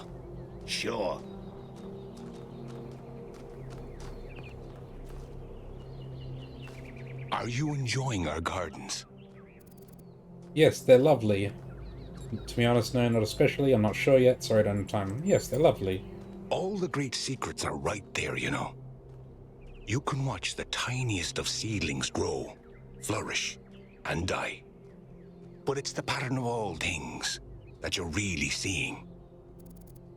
You have a flair for the dramatic. Speak for yourself. All I see is biology and dirt. Yes, just as the entire universe is reflected in a single Drew drop. Can you prove it? You have a flair for the dramatic. I suspect we see the world through quite different lenses. Sometimes I imagine myself as an old oak tree. I watch the life which grows around me. I see the ivy, the moss, the fungi, leaching my nutrients as they go. And I don't blame them. I'm delighted by how life seems so different from me can somehow be the same as me. This old oak tree drinks water from the ground. They drink their water from me. They shrivel and die in a single season. But I shrivel and die over centuries. What kind of plant would you be, I wonder? I'd rather hear your thoughts on that. Let me tell you. Keep wondering, I'm leaving. What do you think? I think you must be a rose bush or a cactus of some sort. You're spiky. You thrive in specific conditions, unparalleled in your habitat. But the slightest variation, and you'll be dead in a week. You're wrong. I'm more of a rosebush, a cactus, an ancient tree, a fruit plant of some sort, a delicious or medicinal herb, a root vegetable, a grass or moss, an ancient tree. A grand old tree, living inside our youngest citizen. I can honestly say that I didn't predict that. The patterns are not always easy to read. Perhaps you and I will grow old in this garden together. Thanks for talking to me. I have to get going. Why tend these gardens when our ancestors long dead? Our ancestors grew plants for their colors, their tastes, and their general utility. It is said they could identify a fruit based on the flavor of the air alone. Our senses may not be so honed, but we're no less evolved from the same natural world. Thank you for stopping by, 1K. I'm sure we'll meet again. Curious guy. Oh, it's you. 1K, welcome back to the city. As you can tell, your discoveries have had quite the impact. I heard your speech. I decided to take a stand. It started with what you said about extending our cats' lifespans, actually. That got me thinking about our responsibilities towards other life forms. What's life to most living creatures? Fear, hunger, pain, and in the end, death. Involuntary cessation of existence. That's horrifying, 1K, horrifying. And we are the only ones who can make it better. I'll have to think about this. I'm in complete agreement. So you mean re-engineer the whole planet? What exactly is our ethical duty in all this? Yeah, what exactly? If suffering is evil, and it is, then our responsibility is to lessen it. Not only in ourselves, but everywhere. I don't think we can eliminate it, but we can lessen it, and we have to. Would you say this is our purpose? I think suffering is natural. You're right, it's our responsibility to lessen the amount of suffering.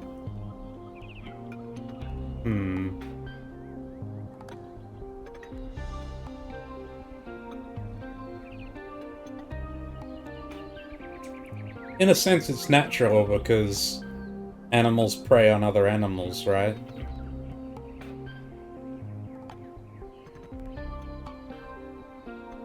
how can you get rid of that? Like, I mean, even cats are carnivores.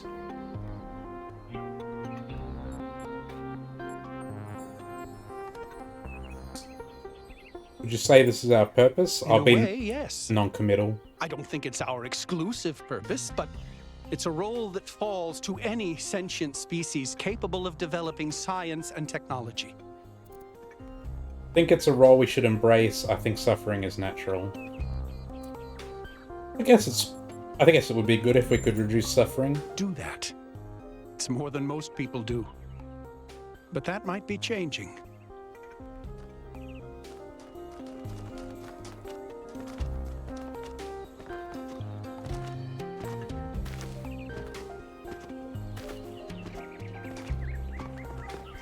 Oh, you have more to say, do you? Repent, sinner, or the Founder will destroy you. Bite me.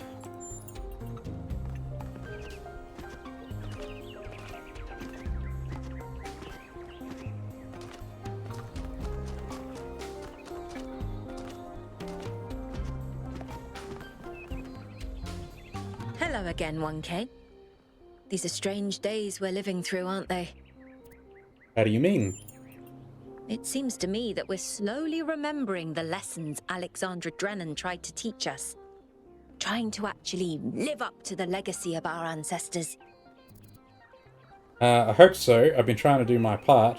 I'm not sure it's the right direction, though. I've been trying to do my part. You have. And you have been heard. What would Alexandra Drennan think about the goal? What would Alexandra Drennan do about the megastructure? What would Alexandra Drennan tell us to do? I should go. What would she think about the goal? I think it would make her very, very sad. What would she do about the megastructure? The same thing she'd do with any technology. Discover how it works and apply that knowledge for the common good. What would she tell us to do? She worked to the very last moment of her life to ensure that we had free will. I don't think she would tell us anything. That makes sense. Have a nice day.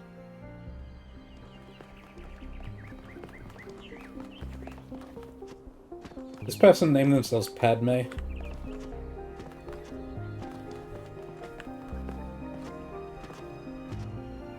Been watching Star Wars.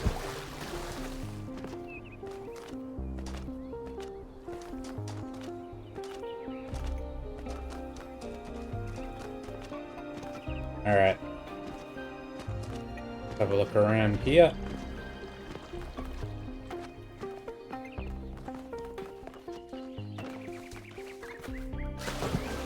I wonder if the guy who was here earlier is still here. He is.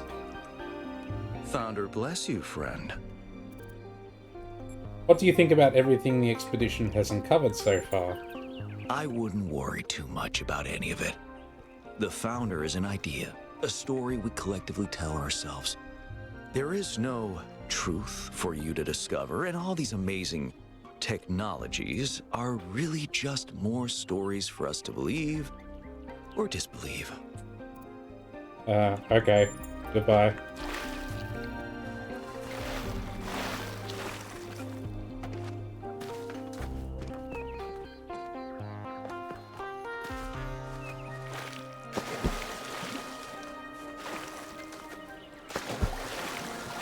There's that guy who was like with the dude voice.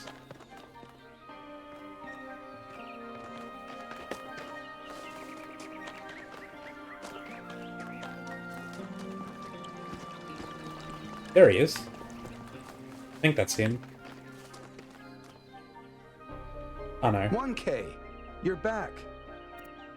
How have you been, Dusicles? Let's not talk about me. Let's talk about that replication technology you found. You have to get hold of it, 1K. You have to. If you don't, I think I'm gonna die of loneliness. And I think this whole city's gonna slowly suffocate. I mean, do you really think the Founder would have designed such a large city if she intended for us to stop at 1,000 inhabitants? That's not even enough to fill a village. Promise that I'll do my best. Thanks.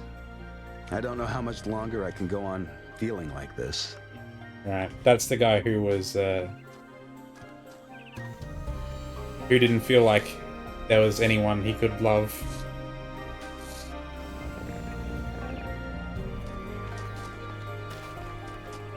Hey, 1K.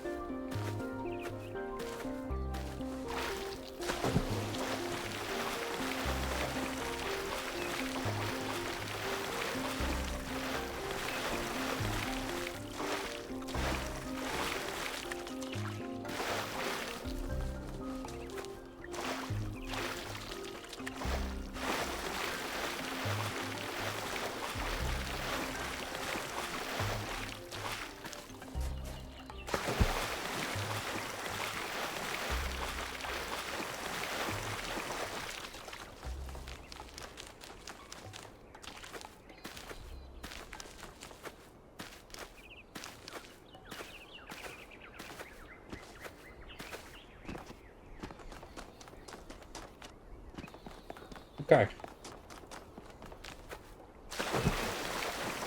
We've done a good loop of the whole place. I feel like the dude guy is still gonna be around somewhere. I just haven't run into him. That's the cat museum.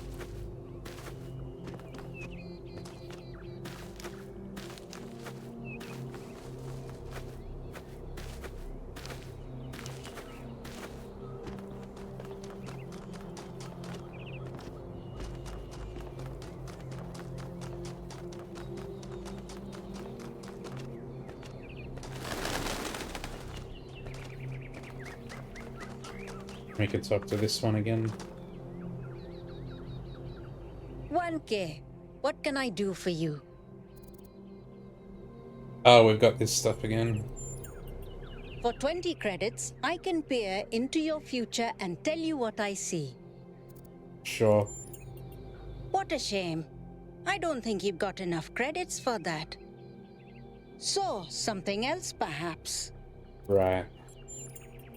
Before you go, do you have a moment to participate in some customer feedback? Are you satisfied with what I've given you? Didn't give me anything.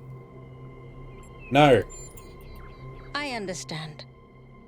Please come back if you need anything else. Alright. I guess we'll look around in the museum a bit. Oh. Aha. Ah, here he is. Dude, you're back from the island. I'm so glad you're okay, dude. Especially after what happened to Byron. As the situation in New Jerusalem. Lately, a lot of folks have been saying maybe that Byron dude is right after all.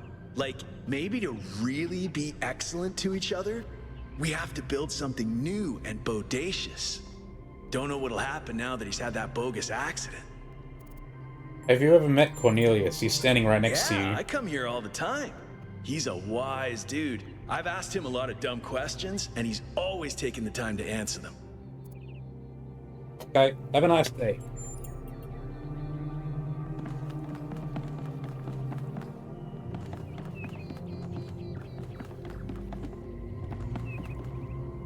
They haven't unsolved the puzzles from when I was here.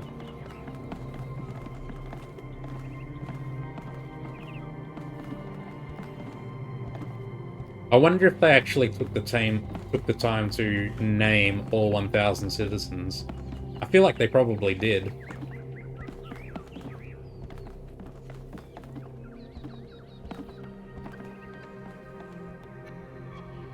Oh, 1K. What are you doing here? I'm looking for Cornelius. Ah, I assume it has something to do with your expedition? I must admit I haven't been following the news.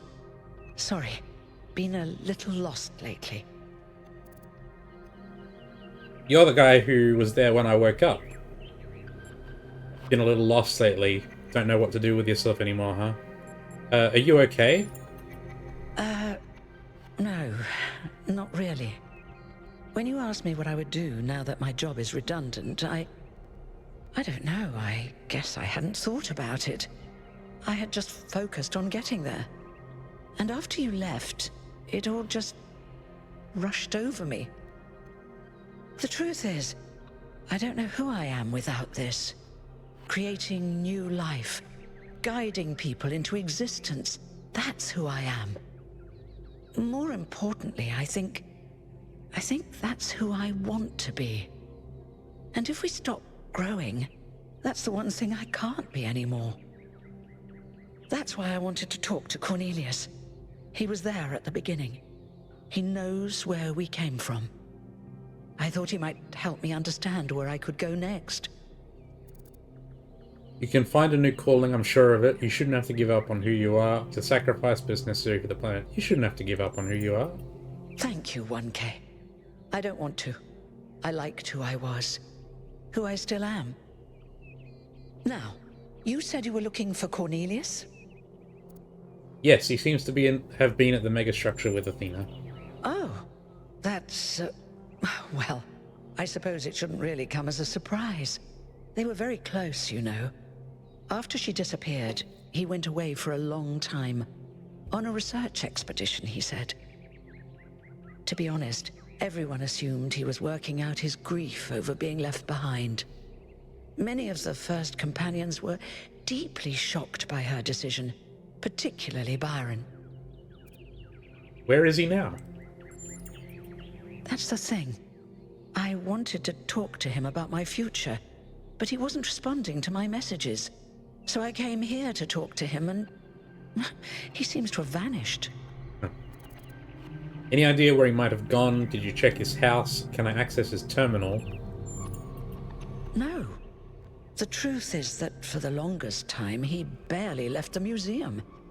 He was always at his terminal, working day and night.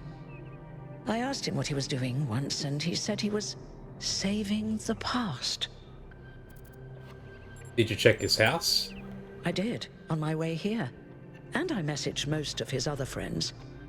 He doesn't seem to be anywhere in the city at all. Can I? You okay?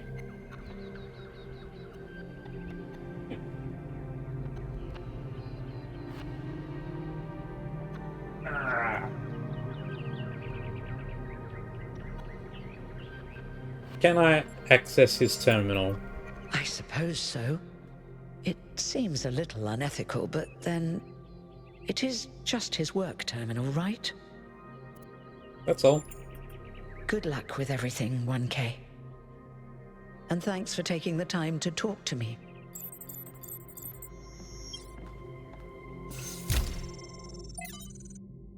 Notes. Lab location inaccessible. Deliberate? Unclear. User profile? Yes. Gold puzzles as barrier? Yes. Hidden as self-protection? Likely. External help for upload? Yes. Ask Herman? No. Trust 1K? Undecided. Applicable to Calvin? No. Applicable to Sarabai? With no Emma? Yes. Huh.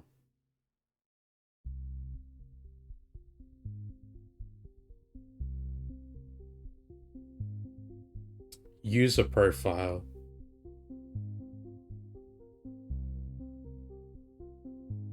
So is he talking about himself? Does he have it, like, is he saying, do I have a user profile on the system on the island? It says yes. Lab location inaccessible. So he was trying to get to somewhere, I guess, or maybe these are his notes as he's viewing our expedition through the stream.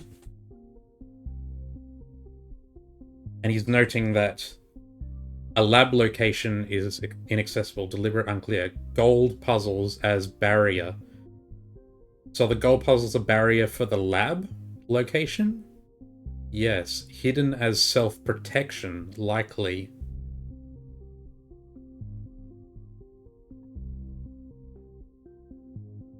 Self-protection. We're talking about Athena, maybe? Are Athena and Miranda behind the gold puzzle barrier?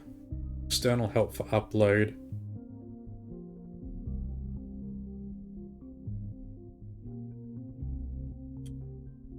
So he's debating whether to ask someone for help for uploading something. Says yes. He says no to us, Hellman. Undecided to trust us. Calvin and Sarabai. So maybe he... With no ammo, yes. So maybe Sarabai knows something? Rec Final. Sending Rec Final to Yakut. So this is what Cornelius was working on? Strange. It looks a bit like the blueprints for the Somnodrome, but no, it's not quite that. Is he trying to isolate something in the buffer? Maybe Melville can make sense of it, but I think this might be a dead end. I need to finish up with the mayor. You can head back to the VTOL whenever you're ready. I'll meet you there. No rush, though.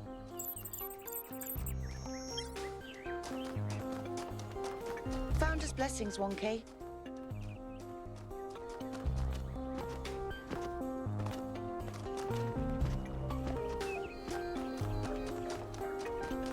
We must listen to the wisdom of the ancient writers, or we will fail the Founder's trial. The Megastructure must be rejected. Good to see you, 1K.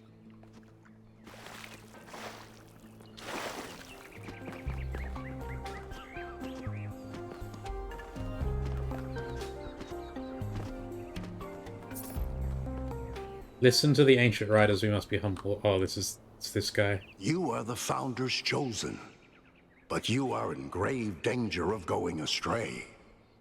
Heed my words, 1K. If you fail this trial, a year from now, New Jerusalem will lie in ruins. And you know this how? Tell me more, I'm not interested in your madness. Anyone can see the truth if they are willing to open their eyes. Have you not read the books of our ancestors? In every one of them, the same story is told, again and again, that the pursuit of knowledge can only lead to death and grief. That is what all the great ancient visionaries foresaw. Listen to their warnings. Seek happiness in tranquility, and avoid ambition. Without the pursuit of knowledge and ambition, you wouldn't even exist, dude. I don't think all ancient writers believed that. There were other strands of thought that can easily become a self-fulfilling prophecy. When you can no longer imagine a better future, you cannot build one. Yes, there must be a reason those ancient writers kept repeating that theme. Yeah, when you can no longer imagine a better future. The very idea of a better future is what's rotten. That is what the ancients were trying to tell us. All the problems of the world come from those who think the world needs to be improved. That's nonsense. You, sir, are a moron of the highest order, so we shouldn't even try to make things better? Yes. Progress is a fantasy. Things never truly change. All we can do is prevent our hubris from making things worse. What a loser.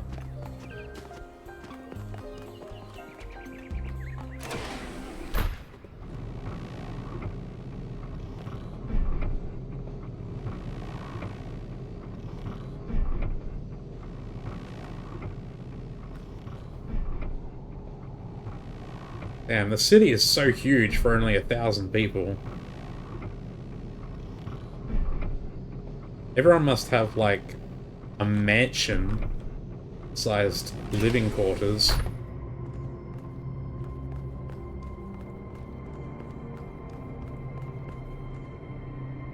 This door is so suspicious. I definitely feel like that's going to open at some point.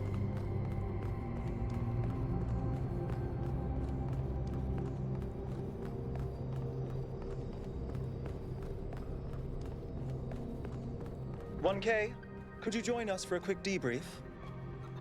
Sure. Attending today are advisors from engineering, the archive scholars, and Helga.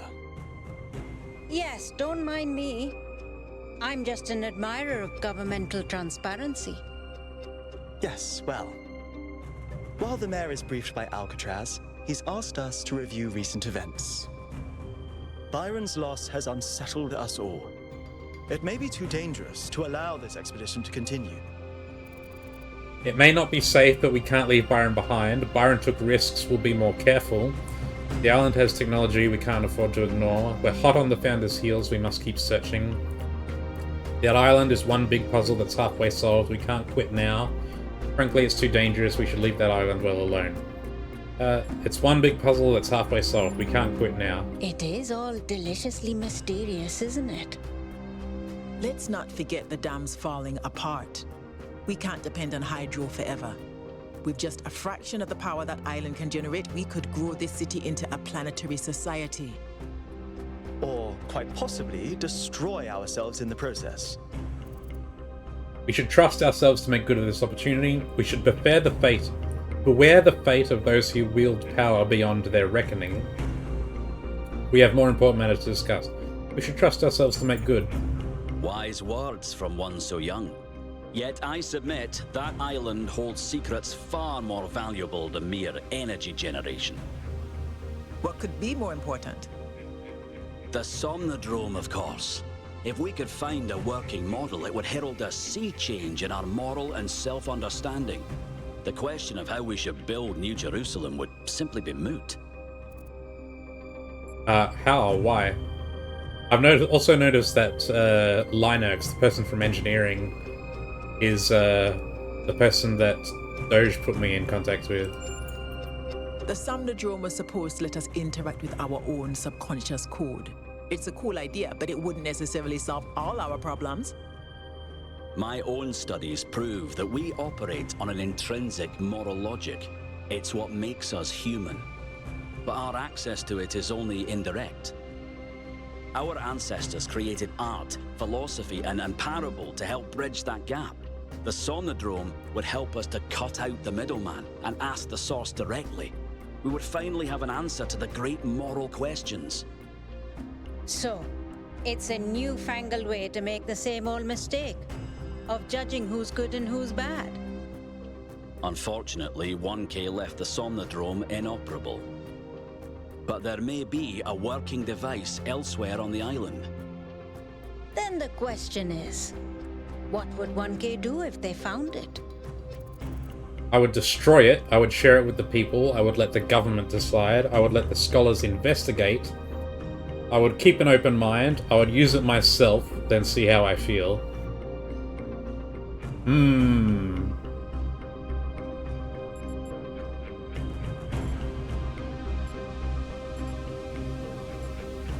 I would use it myself.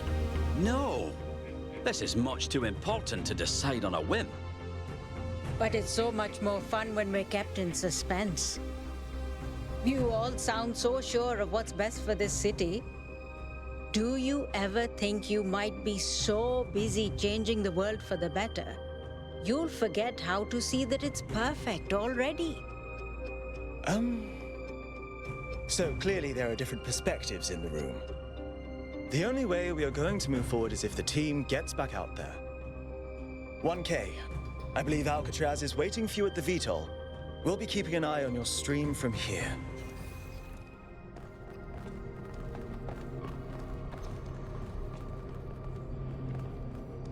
I guess maybe there is a risk if, like, the Somnodrome gives people the idea that there is a set moral code, that it could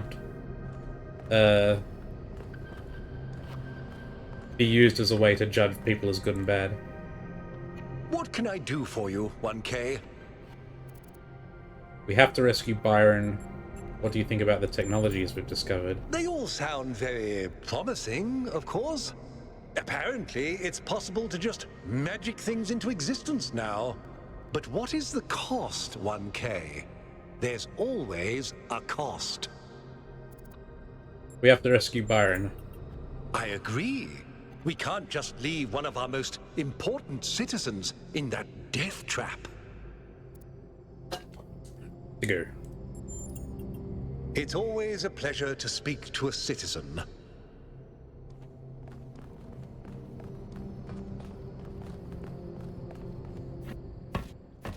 What did the mayor say? I convinced him that we need to keep going until we found Byron. Did he want us to leave him behind? No, he's just concerned for our safety. And he's right to be. But we're going back anyway.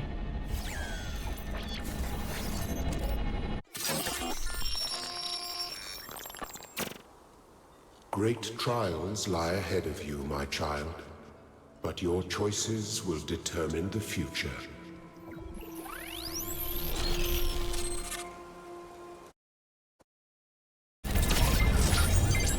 Melville, are you receiving? Yep. Welcome back to the mysterious island, everyone. How's the situation?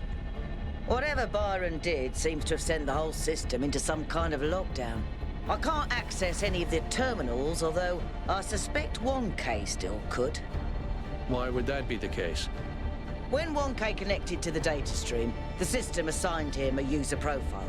The rest of us are locked out, which means I'll need your help, 1K, because a lot of stuff doesn't seem to be working. Okay. Check it out and see what you can fix. But please remember, what matters most is finding Byron.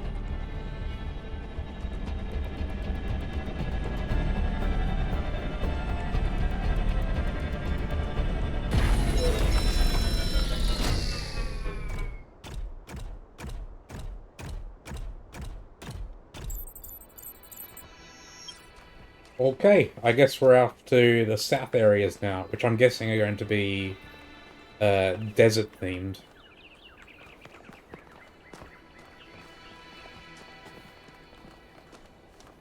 Anything to say? No?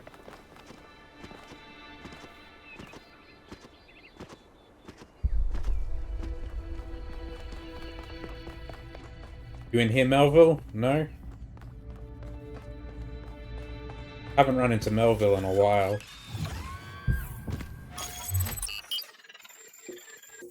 Oh, we can go to any of the three. Southern 1. The heavily eroded cliffs of the southern coast are surrounded by azure waters and dominated by a particularly unusual tower.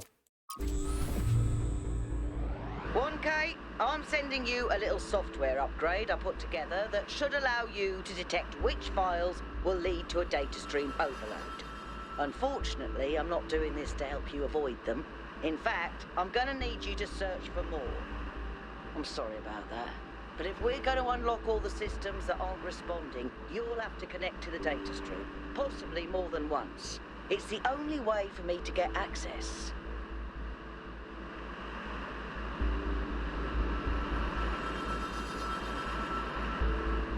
Ooh. Oh. Oh, look at this funky place.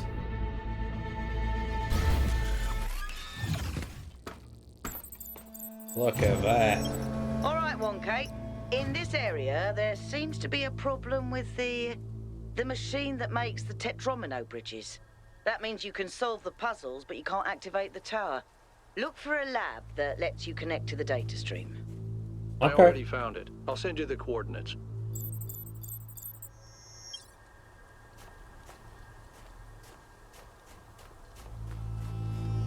Oh, he's marked it on the map.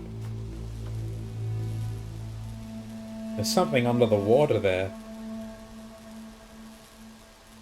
Like a spaceship.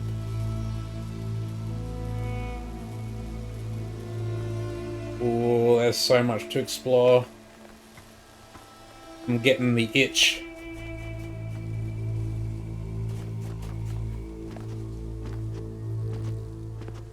Alright, one thing at a time.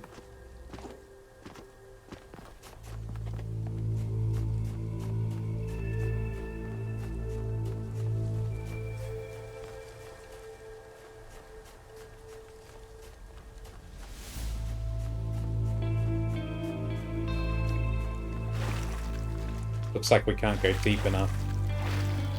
It's outlined, though. It looks like it's a artifact. Can I... Yeah, we can get it. What is it exactly? Flying vehicle of war. Oh, it's a bomber plane. It's remarkable that our ancestors achieved the ability to fly, and equally remarkable that one of their first applications of this newfound power was to use it to commit war crimes. Oh, we've got something else as well. Noema system, the system that runs all the tech on the island. Pretty much all the tech on the island, from the puzzles to the megastructure, is run by a system called Noema.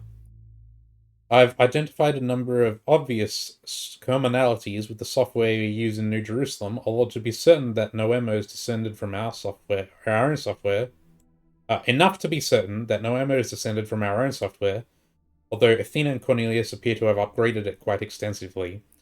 Noema seems capable of interfacing directly with the user's mind at a deeper level than our own technology, although this functionality is not used consistently. Currently, guest users are locked out of all functions, so only 1K can access the system, though he's also locked out of any admin functionality.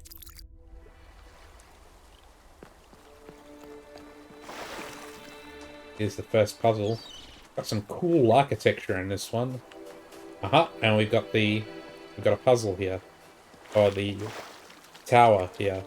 Statue, pedestal, whatever. Okay. What could this mean?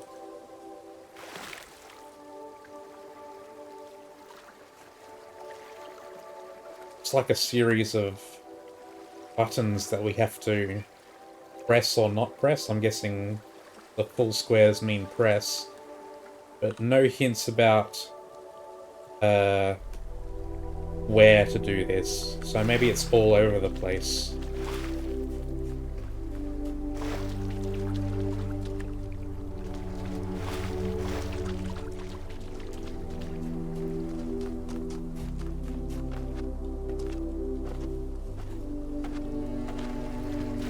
Oh, an anchor.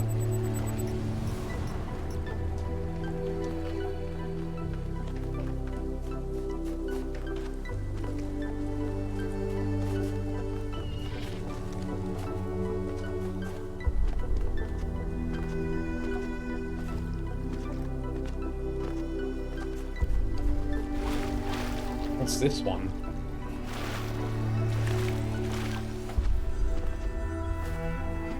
That's 4.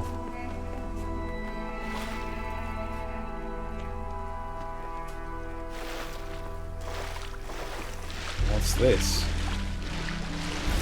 Oh! Don't go too far in there.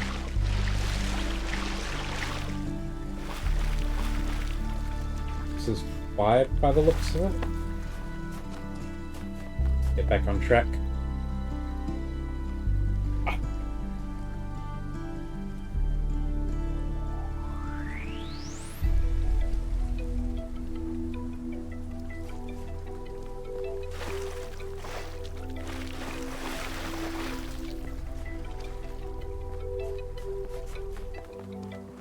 Alright, what are we dealing with in here? I wonder if it's going to have the gravity stuff. Phase entry. Oh, we can teleport. I see.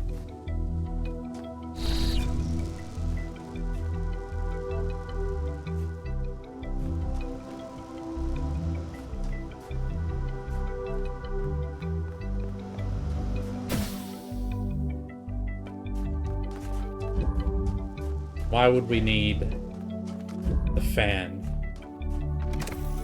Okay, so it looks like we need 2 objects.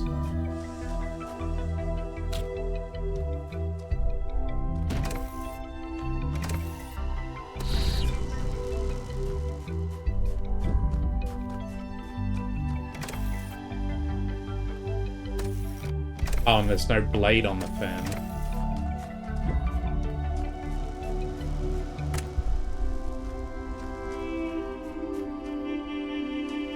Aha. We can't go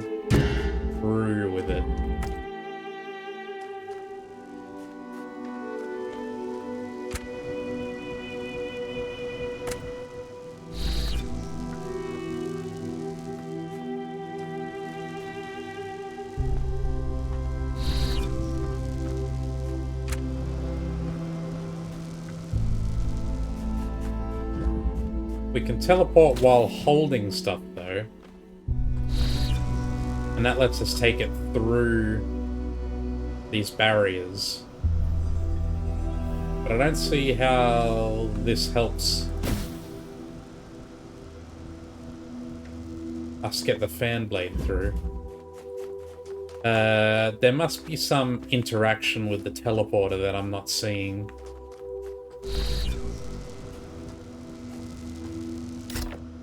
Oh, we can take the teleporter.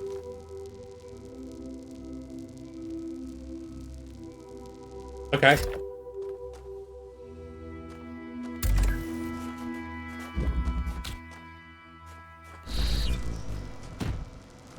It's an actual thing that can be picked up and moved.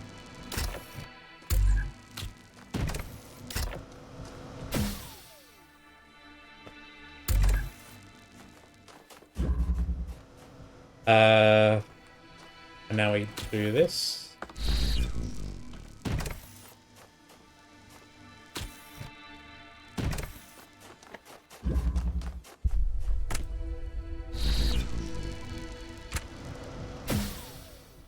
Yeah.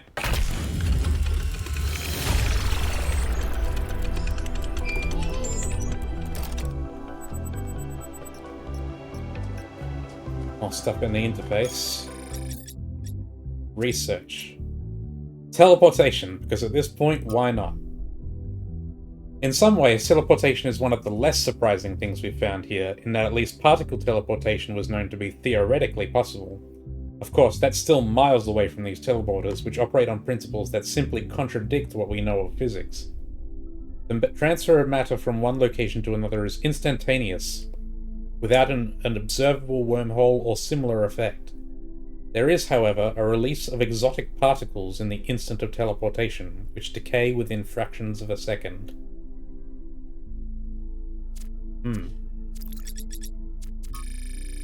It's the Sphinx Monument.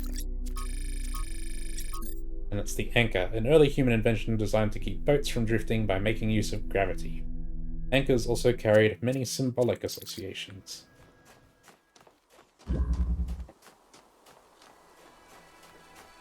Melville, it's been a while.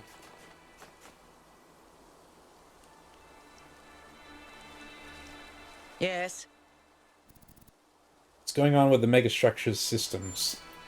I suspect Byron is still logged in, and his presence has thrown everything out of whack.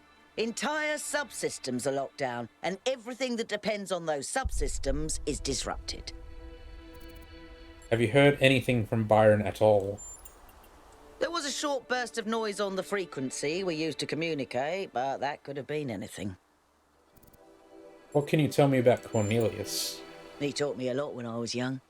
Nowadays, people just know him as the museum curator, but back then, he was closely involved with every engineering project, and he was brilliant.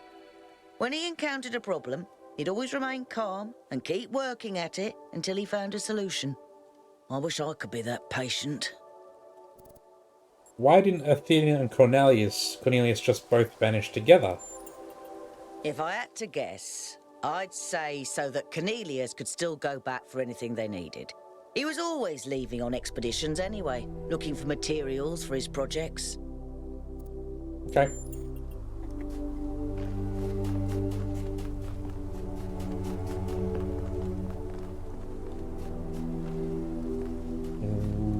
Oh, we got a rickety wooden bridge.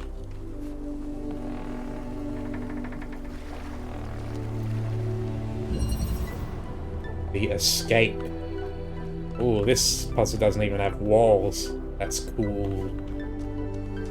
We got drills, we got blah blah blah blah blah blah blah blah blah blah blah blah. There's a teleporter there. We cannot teleport through the blue walls. We can't teleport through these walls.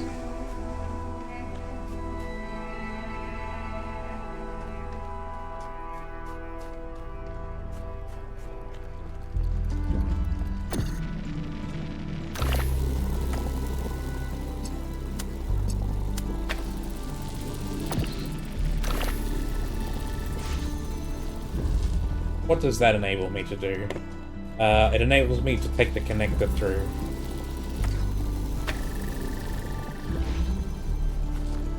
I guess? Yes.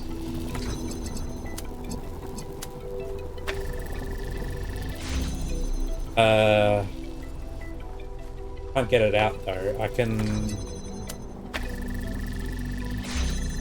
Yeah. Now I have a teleporter. Oh, the fact that you can place these freely is really wacky.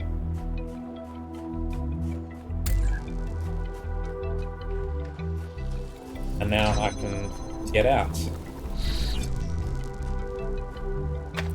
And I can get this as well.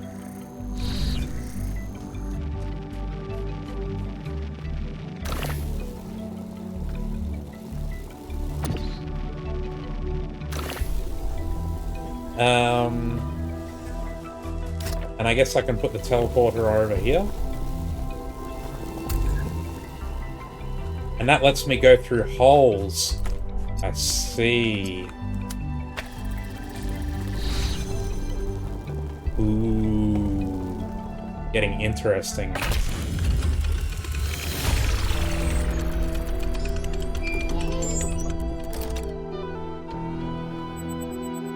It's kind of a different color.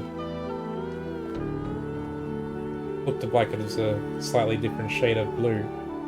Maybe it's just the angle. Expedition Mega Thread. Please post your thoughts on the expedition in this thread, and keep it civil.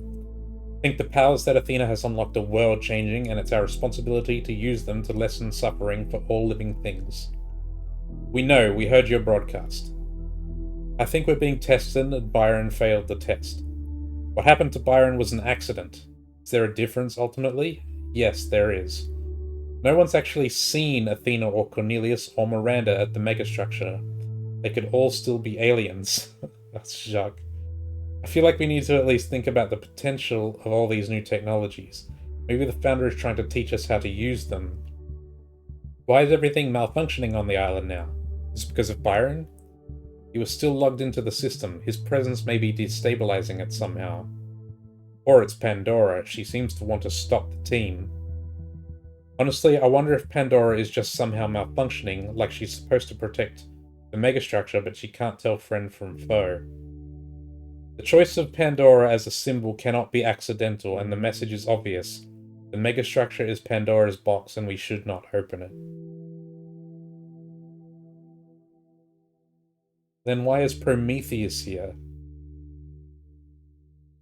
I still don't know what the point of the entities is.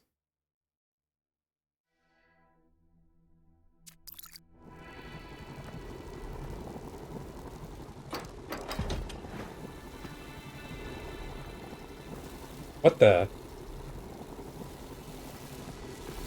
I just happened to see this. There's a green emitter. Where does this connect to?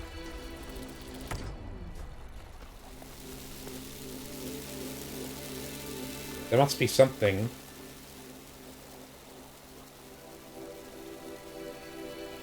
That I can see from here.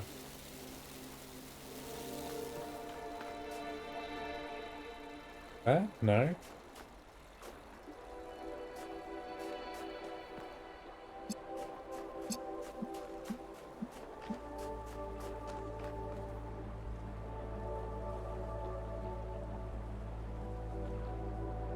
Maybe it has to connect across multiple puzzles? You can just drop this off the edge.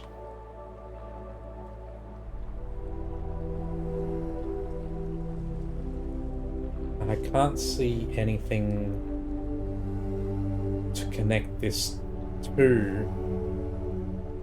Normally it's pretty obvious.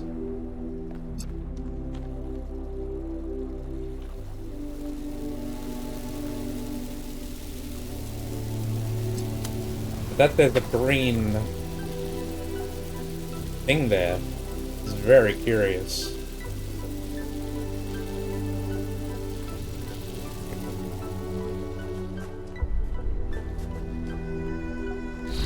What happens if I just drop the teleporter off the edge? It's gone. You can't do anything. Okay. So you just have to reset the puzzle in that case, I guess. I thought it might, I don't know, teleport itself back up or something.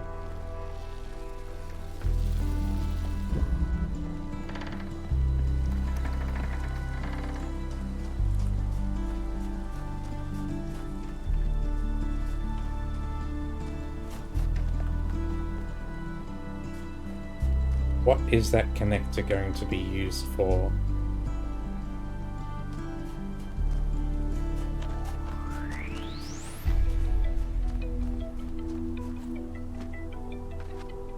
What's up here? Ooh, there's a path.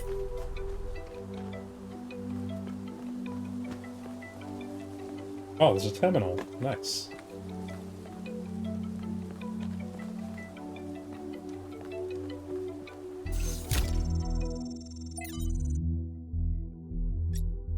Hang on, what was that? Error. Error 5358 ignored. Huh.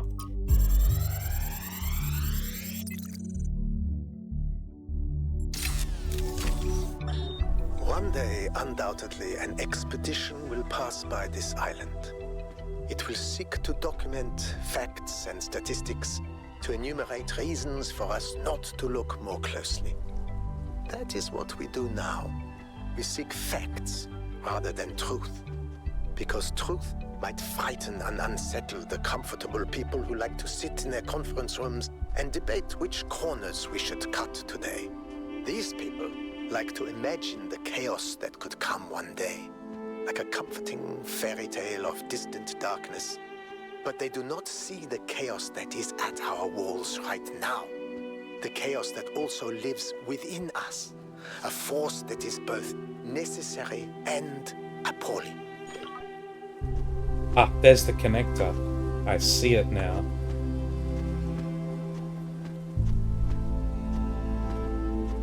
We can't climb up to it, but we can get pretty close. But at least I've seen it now. Oop, careful.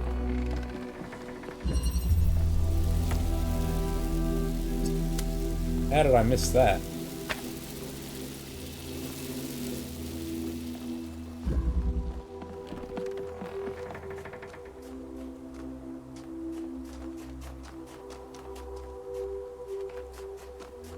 Let me check the sign as well. Just careful about that Sphinx statue down there. Not sure what it means yet.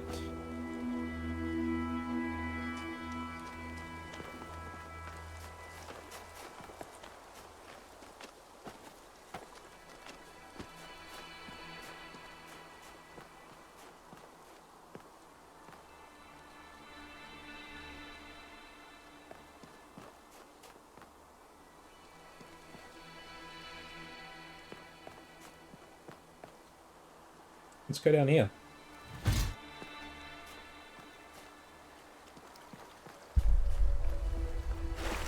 Doesn't seem like there's anything. Oh. I think I just picked up a spark. There was a spark here. I didn't see it. I walked over it by accident. Ooh.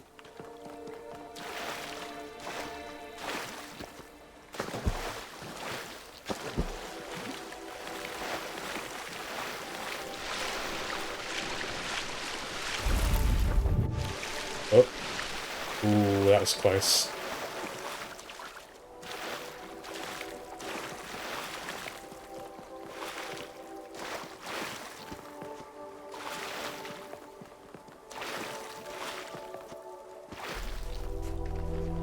I don't know if that's 4. Okay.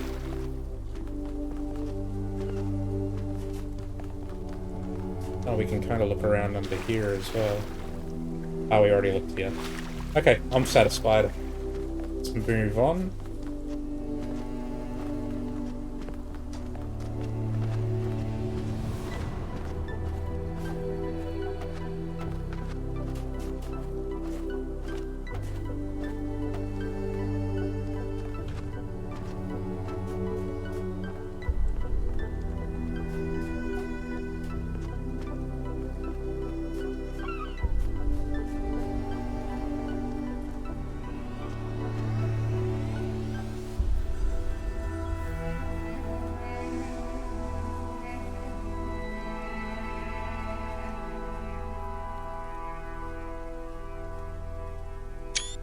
Ah, and there is the Pandora statue.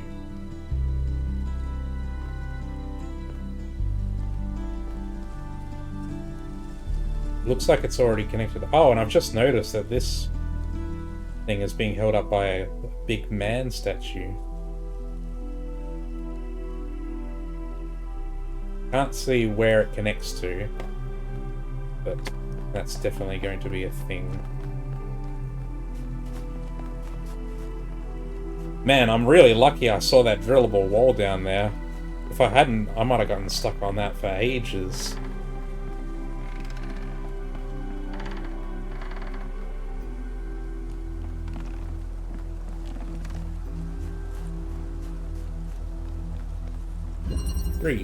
Through the wall. Okay. Teleporter there. Drillable walls.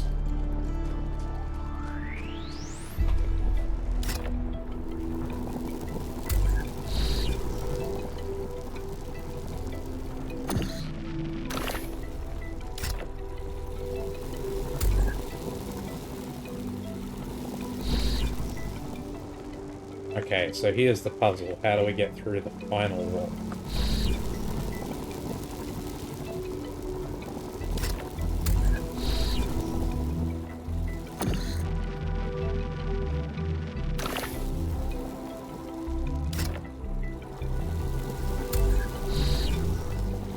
We can't get the driller out.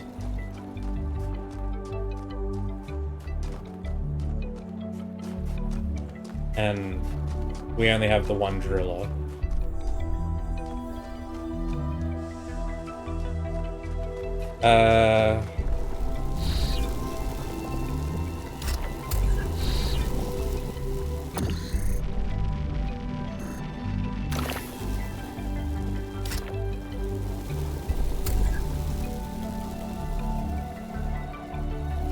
I guess we want to take this out.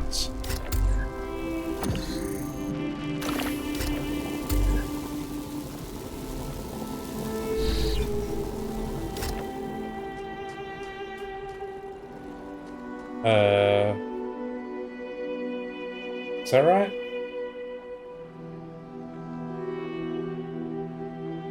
We need the other teleporter in here with the driller, though.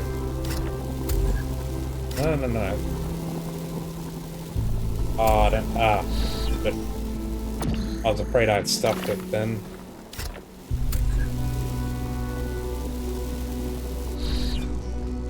Grab this.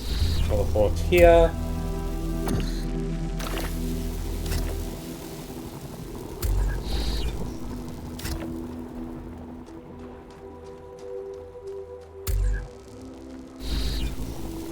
Now we can take the driller out. But we need to get back in somehow.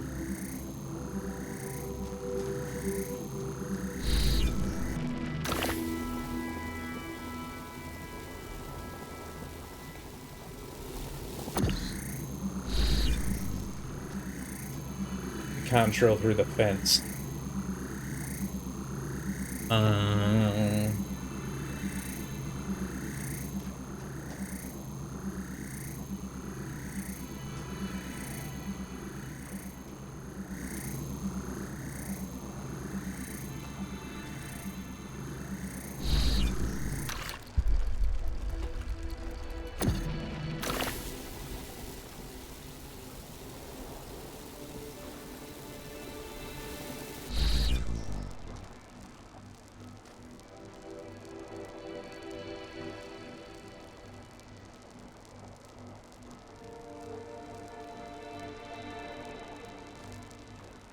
How do we...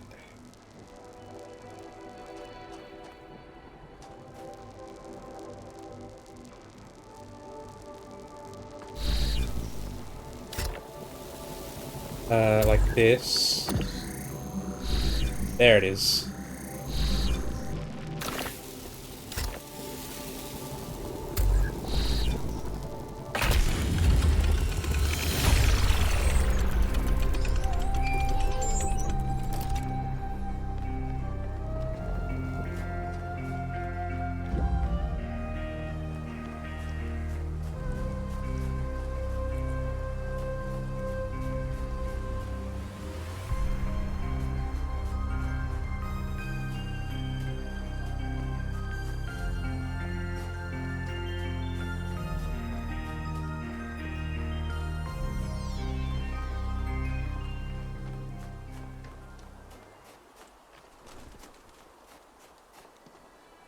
not a lot of wide open space in this area compared to the previous ones, but makes my job simpler and just easier to run around.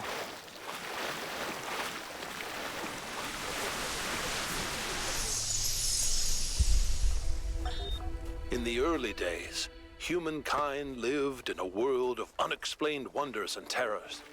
The powers of the elements were understood in terms of gods and spirits. After all, how else could one explain thunderstorms and earthquakes? But as the realm of scientific knowledge expanded, the realm of the mystical began to shrink. The sacred grove, as Hegel wrote, was reduced to mere timber. But as superstition retreated, another thing was lost: meaning. In a purely mechanical universe, people yearned for the comfort provided by gods and spirits. But there was no way back. But what about the beauty of the universe? The perfection of everything around us, couldn't they see that? Not sure I can see that, Miranda. But I do think there was another way, a way forward instead of back. Faith not in an invisible world, but in ourselves, in each other, in the inherent value of consciousness and civilization. They never really found it, but I think that in those last months when their whole species was dying, they caught a glimpse of it. And that's how your mother was born.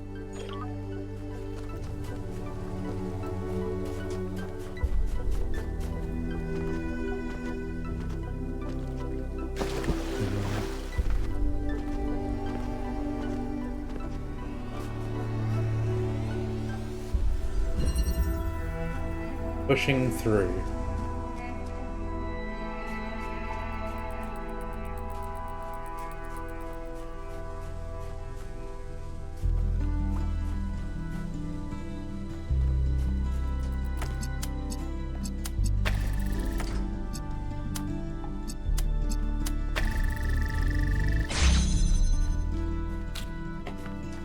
No reason not to have the block.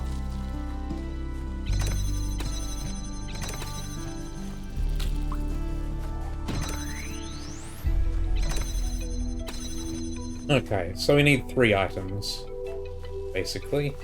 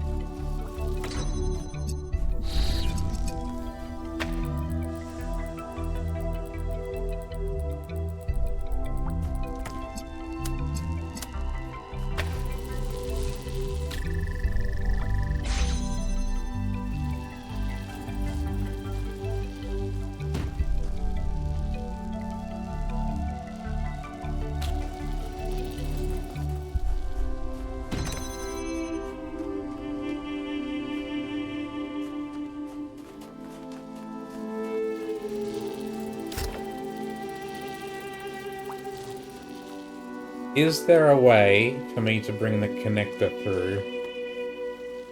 Can't teleport through the blue barriers.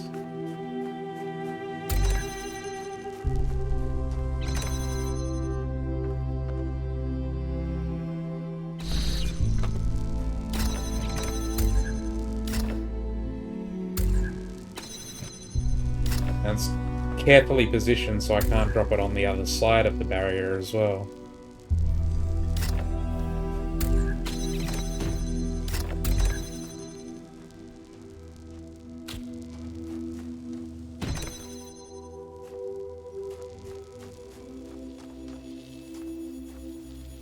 You right? 1K, what's up? What's your analysis of the southern regions? The southern part of the island is a natural desert, basically just due to the chemical composition of the soil. I haven't been able to work out why it's so warm, though. It could be a warm ocean current or something to do with the megastructure's thermal output. New Jerusalem doesn't have the kind of equipment I'd need to figure that out. Do you think Byron is okay? I hope so. I understand why he was impatient, but he should have been more careful. Did you know Cornelius? Yeah, everyone knew Cornelius. After Eustathius retired, he was the only one left who was there since the beginning. Except I guess none of us really knew him after all. We all thought he was lost in the past, always studying the archive and the simulation. But he actually had all these secrets. And a daughter. Are you disappointed in him? People are more than they appear to be. Are you disappointed? No, just surprised. Maybe a little sad that he felt he couldn't trust anyone with the truth. What did you do in New Jerusalem when we went back? Mostly just made sure Pellegrino didn't mess up the VTOL. We only have a handful of them, and while they look cool on the outside, the truth is they're held together by gaffer tape and good intentions. There's a reason Melville's always complaining. This state of affairs could cost lives. In the future, we won't need them anymore. Society is unwilling to invest effort and resources into their infrastructure cannot remain functional. We have to learn to live with less, to be more creative. You're doing that. The state of affairs could cost lives. Yeah. You're right. I guess we never think about how easily tragedies can happen when we don't pay attention. You neglect something here, cut some corners there, and then suddenly someone is gone. That's all. Thanks, Yuku.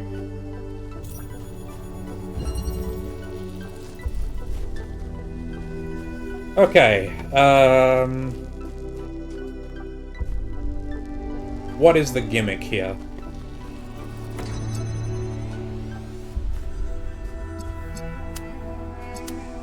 I'm not seeing how I can bring the connector through.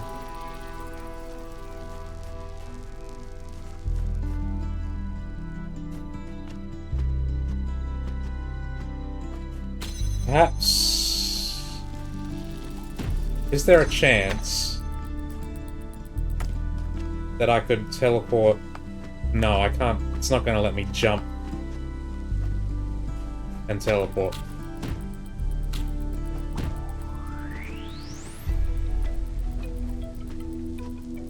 Okay. So it's not that.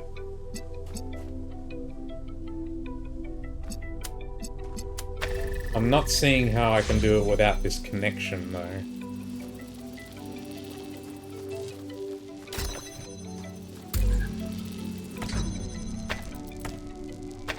And I guess we can't teleport anything else through the teleporter. We can only teleport ourselves.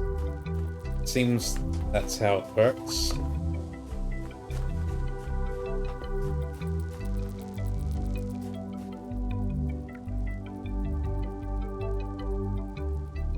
What's wrong, Nixie? Cat's upset about something. Come here.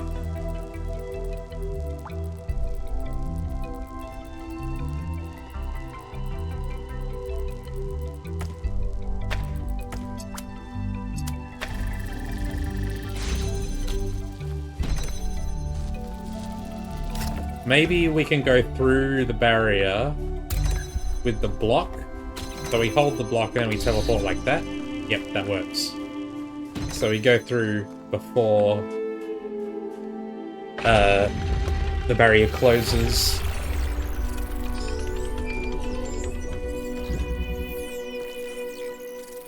You know, a couple of years back, we went on a scavenging expedition to an ancient industrial complex south of New Jerusalem. It was enormous, sprawling, an area many times bigger than our whole city, just dedicated to manufacturing. It was incredible to think about the sheer variety of things they produced. And it made me realize how austere, how restricted our lives are. You know how most ancient structures are overgrown? It's kind of pretty, but in a sad way. Well, this one wasn't. There had been some kind of chemical spill. I don't know if it happened while the structure was still operational, or if something had just rotted through, but it killed everything. Even centuries later, nothing could grow. It didn't have to happen that way, and history doesn't have to repeat itself. But we do have to remember that it did happen once. Yeah, good point, man.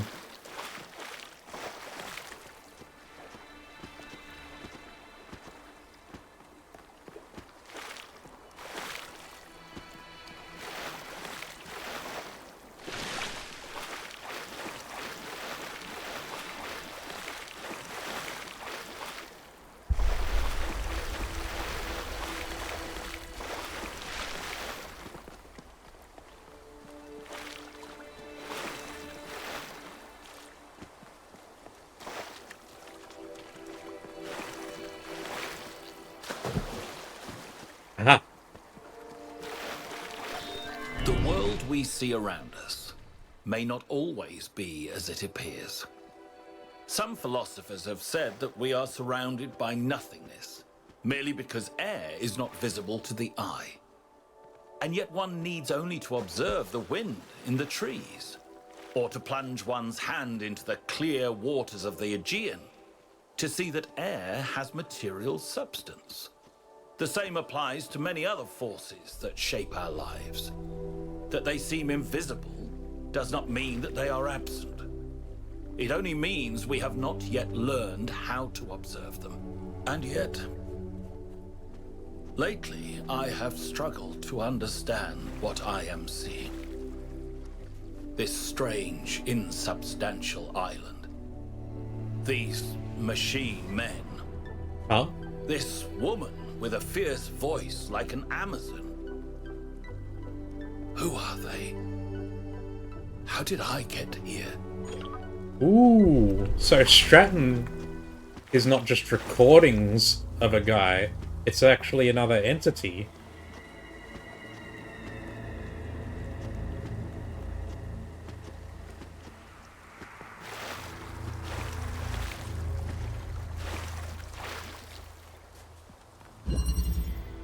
Minimalism. Okay. There's an accumulator in there. We've got a jammer in here. It's like this is all we can do for now. Ooh, we're going up.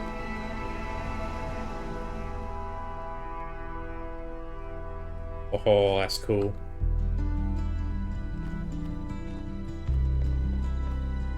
And we have a teleporter. Looks like all we can do with the teleporter is just drop it. Oh! Okay. That's not what I expected to happen.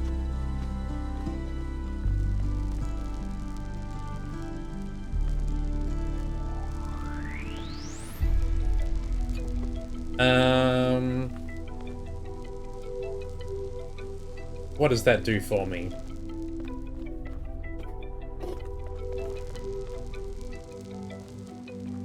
It lets me jam this gate.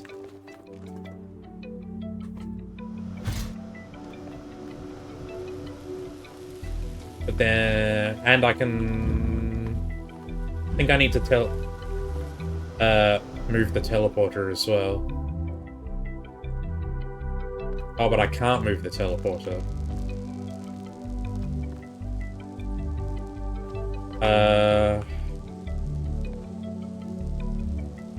Maybe I don't need to move it. No, I don't think I need to move it.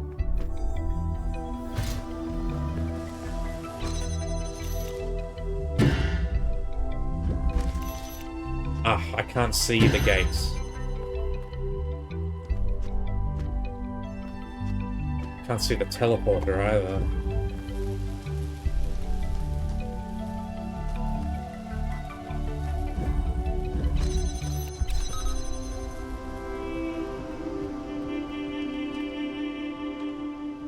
Even if I could see the gate, can I jam it through here? I can detach the fan.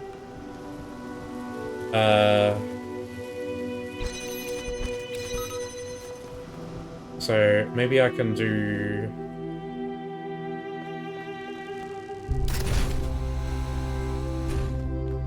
Drop that there.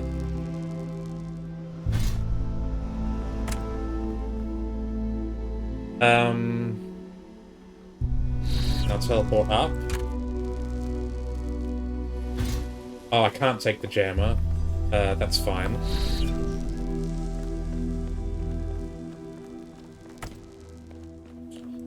Put that there. And I'll put the teleporter there.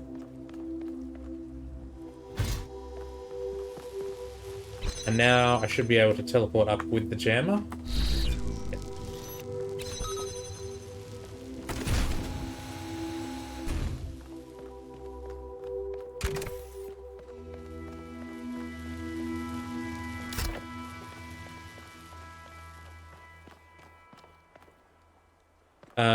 I don't think I can bring the jammer through.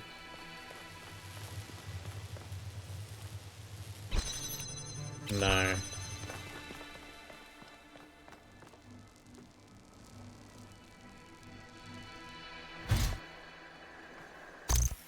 And this gives me an accumulator. What is that powering?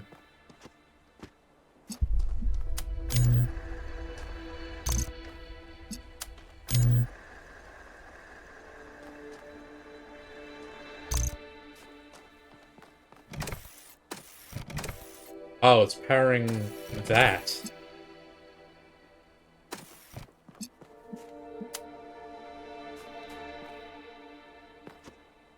Oh, I need to get up somehow?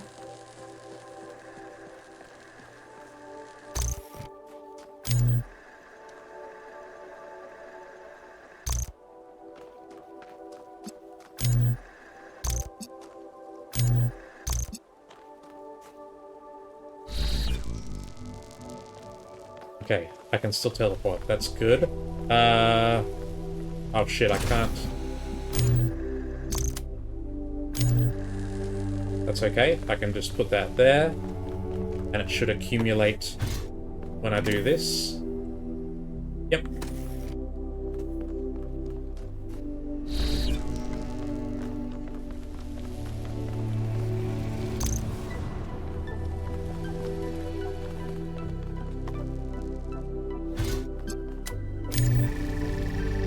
And that's it.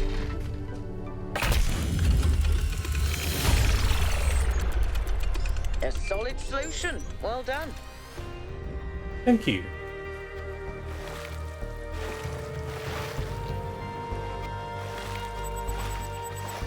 Oh, we got a private message. Linux. 1K, we need a quick chat. I was troubled by your stated intentions for the Somnodrome. I thought we both viewed knowledge as a public good, not a dirty secret to be concealed. I lied in the conference room. We see things the same way. Unfortunately, it turns out we're not on the same side. I'm still deciding where I stand. I didn't lie.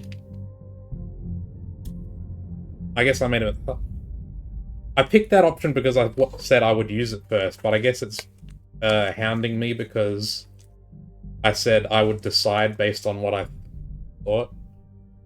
No,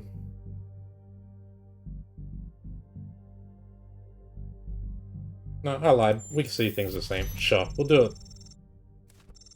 Thank the founder. That was a smart move, not revealing your cards. There are those who would surely turn against you if you had. If you do find a working device, you must not let it fall into a single set of hands. If I can't be there to help you, you must share it with the world.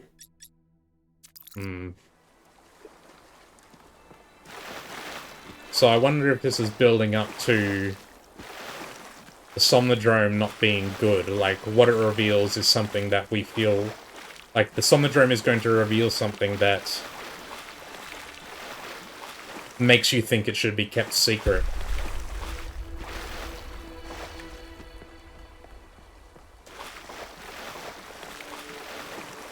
And then you have to decide what to do with it.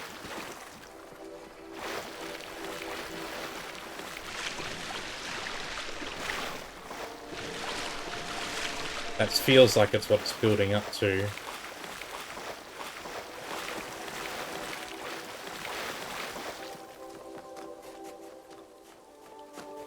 Okay.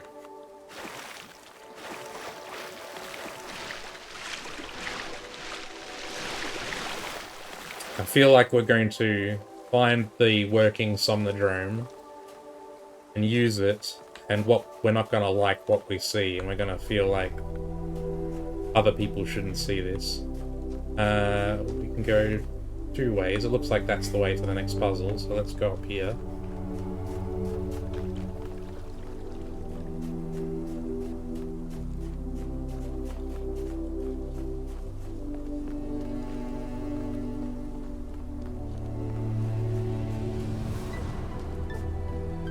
Like, maybe we'll think that the information we get from the Somnodrome will be used for harm.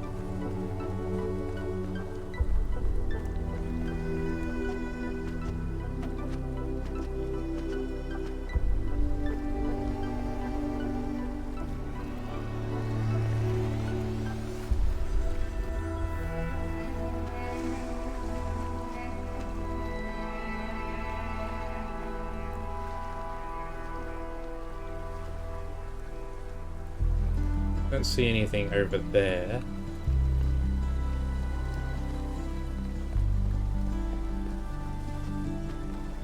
Let's just use the terminal for now. Ooh, we got lots here. Santin Chalk Idiki Den Yexi City by the Sea. When I realized it was over, it was all really over for good, I decided to take one last trip to my favorite places before the symptoms got too much. I could never forgive what they did to Chalkidiki, this incredible, wild, rugged place between mountain and sea, with pine trees all the way down to the water. The colors, the vistas, the sheer overwhelming beauty of it all, they just built all over it. Hideous hotels sprawling like tumors, obscene beach bars blaring their awful music across the seas. Even in Kovoro tribes, it was impossible not to hate humanity a little for it. The idea of all of it returning to nature, of the hotels gradually sinking back into the reed fields, was moving and beautiful. But then I went back to Thessaloniki, and for all the ugliness inflicted upon that city, the idea that people would no longer meet up beneath the Camara, or go for long ambling walks on the promenade, or for crepes on the Platea Navarino, was unbearably sad. The idea of the Rotonda just standing there, empty, after being a sacred place for so many centuries, made me remember that it's not just beaches and forests that are beautiful, that cities can be more than just streets and noise. Cities can have histories and personalities, and that means something. Who am I writing this for? Do I believe there will be survivors after all? Do I think that crazy robot project I heard about will actually work out? Do I hope that aliens will come to our planet one day and wonder who we were? The truth is that I don't know, but there is something in the love we feel for the beautiful things that we built, as much as in our revulsion towards unnecessary destruction, that matters. Why didn't our ancestors understand that you can build in ways that make an area more beautiful instead of ruining it? Even if all they cared about was personal benefit, wouldn't that benefit them more? In the long run, yes, but people rarely think about the long-term consequences, especially if there's an incentive to act immediately. And yet most of them were unhappy with the results. Couldn't they see that it was within their control to act differently? Problem solving. Solving the wrong problem. From LD Armans, can you point me in the direction of a better timeline? Humans are problem solvers is a quote frequently associated with my friend Alexandra Drennan. Become a meme on the internet, used both ironically and not. Though Alexandra, of course, is entirely earnest in her dedication to humanity. It's a great thought and vital to understanding our species. But it's also not entirely as simple as that. Take, for example, the recent extinction of the orangutan and the ensuing conversation about the dangers of unknown pathogens released by human activity. Most of us agree that a problem exists, And, significantly, most of us believe that something ought to be done about it. So we've identified the problem and we have collectively decided to act. So why is nothing happening? That's a serious question. A great deal of effort is expended on raising awareness, but I would like to suggest that sometimes our problem-solving impulses can get stuck on the wrong goals. Awareness is not the issue. We've already convinced people that something needs to change. So if nothing changes, we have to wonder, why is the will of the people not being translated into action? Text missing from the archive. He's also capable of being devastatingly sarcastic, but that's a story for another book. Maybe the problem was that they didn't have enough hope. They could see the problems, they couldn't imagine that one day those problems could be solved. It's easy for people to get so lost in the problems of the present that they think nothing will ever change. Minx. What is it? You don't like me talking, do you? They lost hope because the historical circumstances they found themselves in encouraged despair, but that in turn meant the conditions could not change. How do you go against history itself?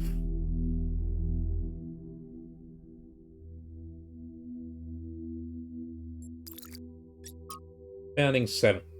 From my Patience Journals, Volume 1, The Founding of New Jerusalem, Day 372. Yemo died today. One moment he was there, welding a joint on the upper levels of the tower, and the next he was gone. One careless step, that's all it took. Athena brought him to the dam, but even Cornelius couldn't help. Yemo was gone. Now there's only 12 of us. I think about Yemo every day. So do I. You did nothing wrong. You weren't even there. I was. Recharge. Version 5. This is a design for an improved charging station. Fascinating, but not relevant.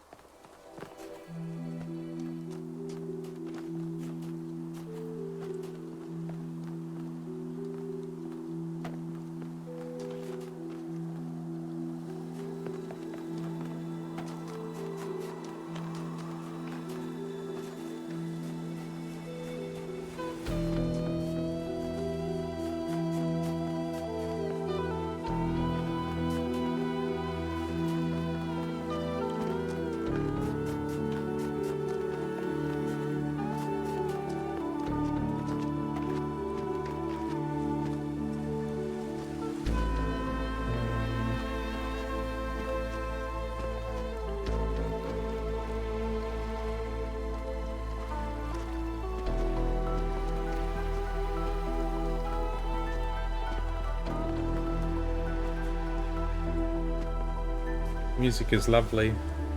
That's 1 second. Be back in a sec.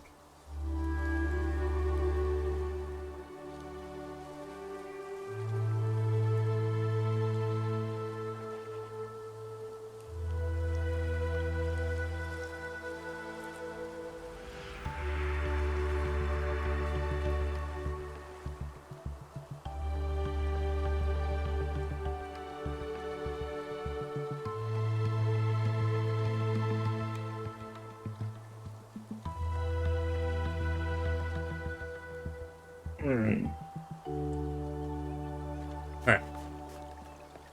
Let's go. Moving on to puzzle number 5.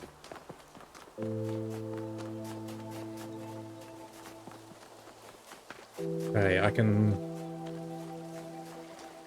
Aha! There is the contact point.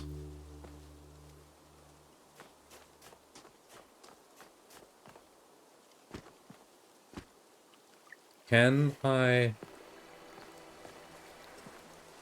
Where is the other...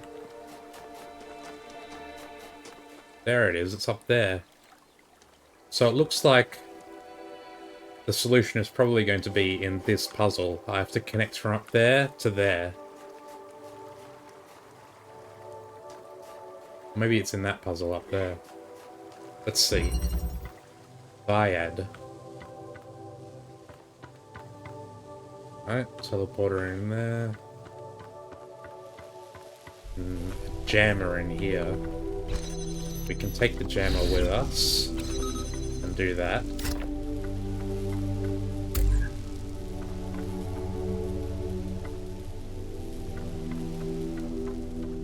What does that achieve?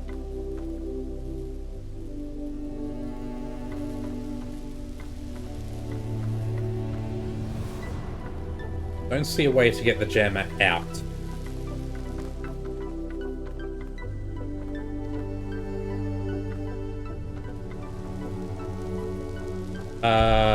Actually, yes I do.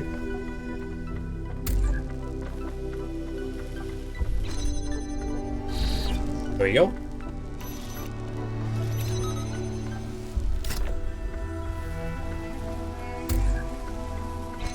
Now we can do this.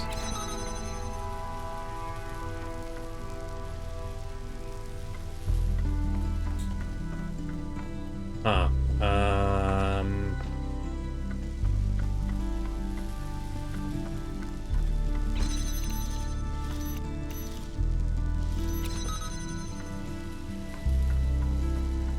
So we need the jammer.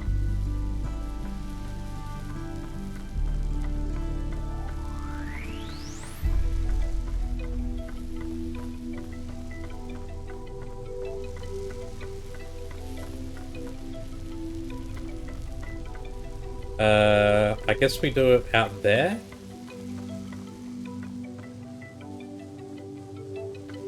We have to take the jammer back out again. Is that how it works? Let's bring that out.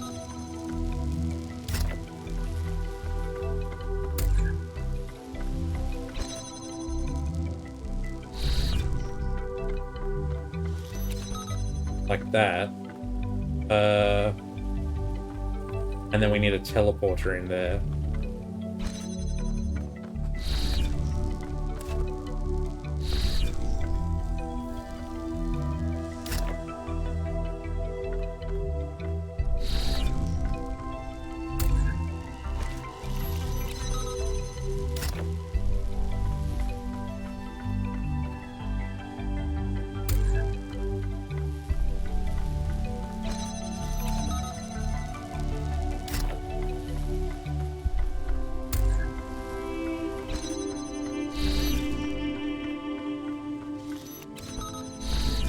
Go.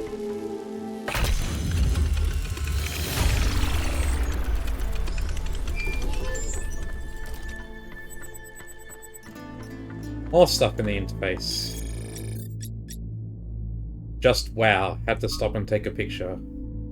I just had to stop and take a picture. I never cease to be amazed by the beauty of this planet. Thanks, Yiko.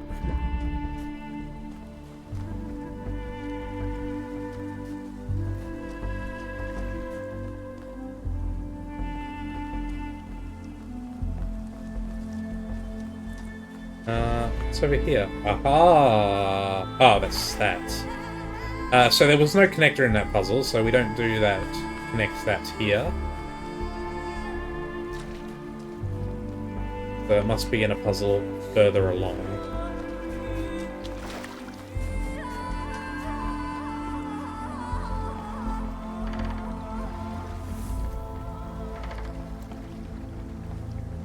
Oh, there's a bird. Been wondering where other kinds of animals are. We've only seen deer.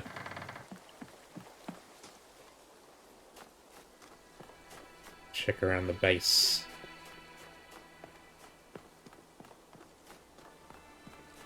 Ooh, and there's 7.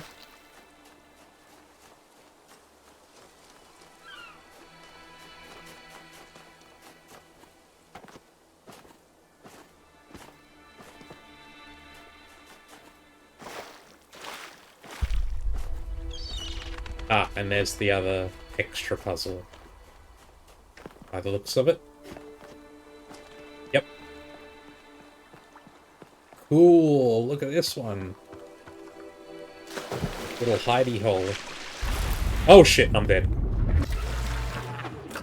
Fuck, that means I have to go set up the Stupid connector again. That's annoying.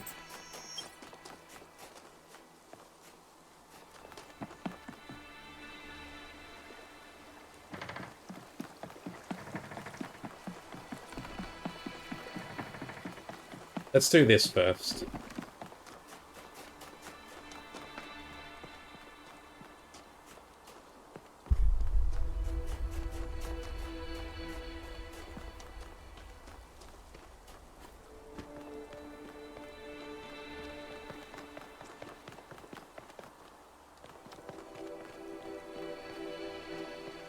Number 6.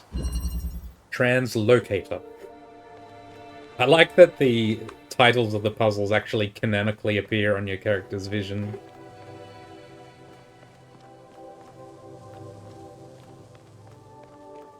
What's in there? So we got a block.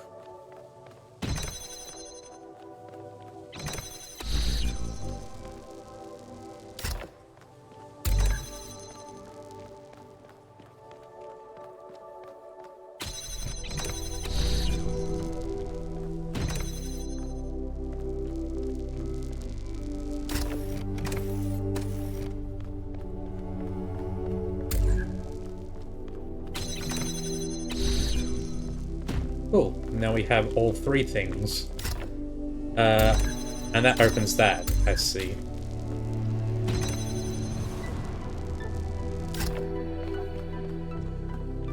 And let's bring the block through with us for good measure. Actually, let's check down here first. Yeah, it looks like we need the block.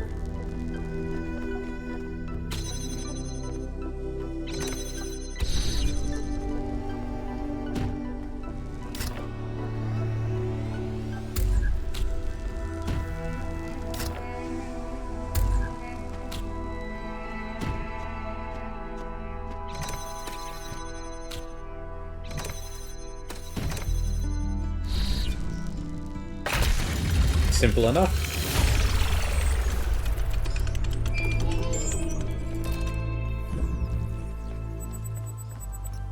More stuff on the interface. Matter of taste. Witnessing all this incredible technology discovered by the expedition has given me an idea for something we could do if we had the resources and the energy. Are you ready for this? Taste buds. Seriously, how have we gone for so long without something our ancestors considered so essential? Don't you want to know what pizza tastes like? What it's like to eat chocolate? To have an apple? What the deal is with fizzy drinks? I mean, come on. Sounds fun. The sheer range of new experiences. It's almost overwhelming just to imagine it. Please, please let this happen. Why change ourselves when we are what we were meant to be? You know we're all upgraded, right? This isn't our original design in the first place. And what's next? We start killing animals again just for the pleasure of tasting them? We cover the earth in fields like our ancestors did? Subjugate the natural world for our own greed? What is the point of an apple that cannot be tasted?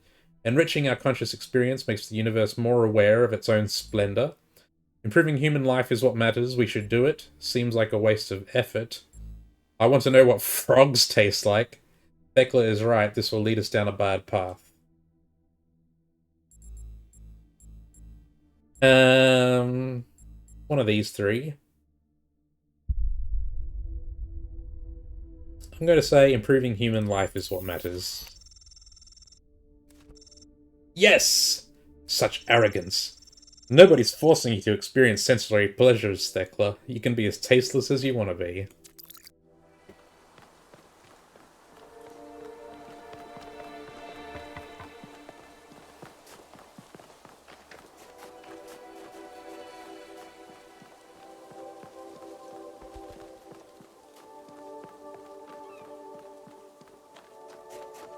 Okay, let's not kill ourselves this time. Aerial warp. Ooh. Maybe that means we have to make the teleporter hover. Okay, we have 2 things. We got the teleporter up here, and there's the puzzle solution. It's just out in the open, not behind a barrier or anything. Athena knew we wouldn't be able to climb, I guess. We can't pull ourselves up with our hands. It's too much effort. It's the only thing we can take. So let's grab it.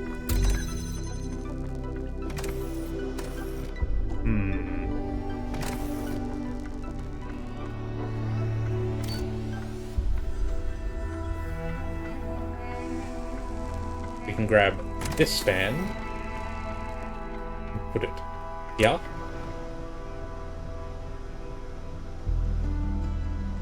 Oh, we don't get enough height to jump.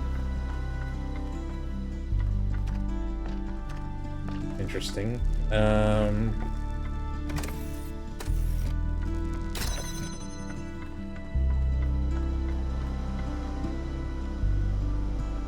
We can't place it.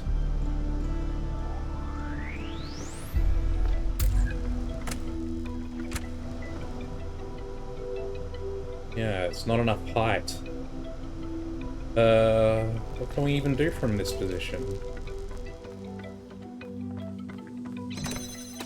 Well, we can use the fan blade to hold that down.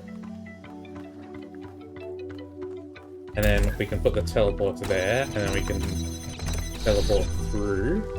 The fan blade on. Put the teleporter there. And we can take this block. What is this little glass enclosure here?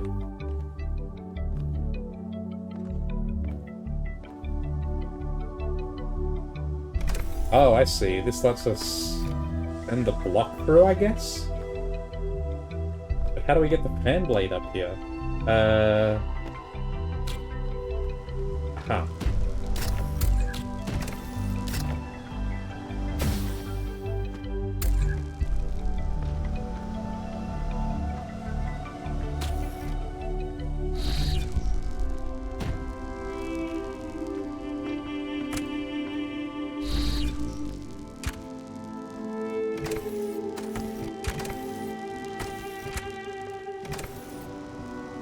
Yes.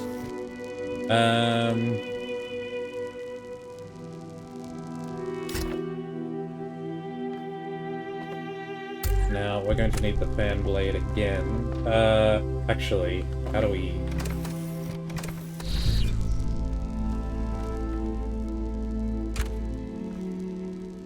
I don't see a way for us to get the teleporter out. Oh, wait, we could just use the block.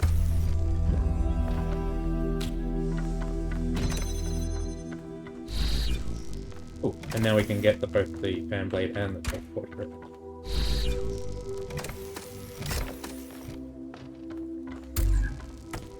Cool. We'll switch that off because we're going to need the block.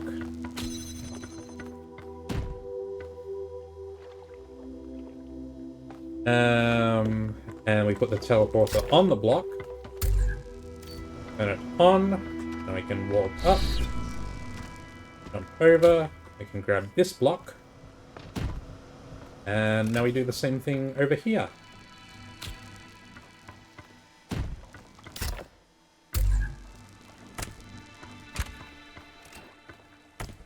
Fan blade, block, teleporter, and on, lock. Oh, it's not high enough.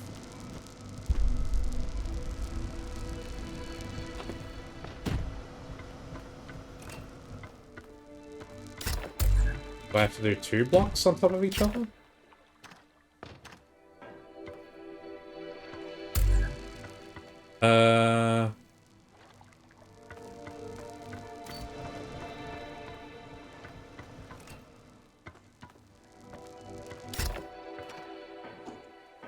Can't put this on top of both blocks.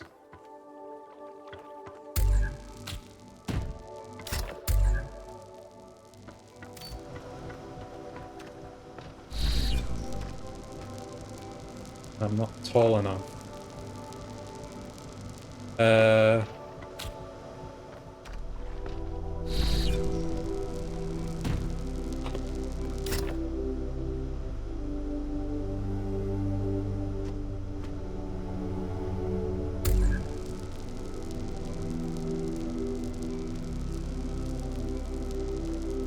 What's the trick here? Maybe I just put the block in underneath? Yeah, that works.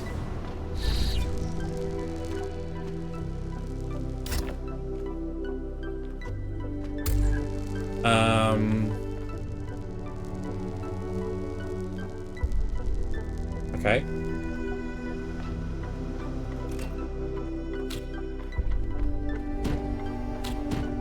Oh, wait, we need the teleporter. Oh, no, we don't. Oh, shit, no!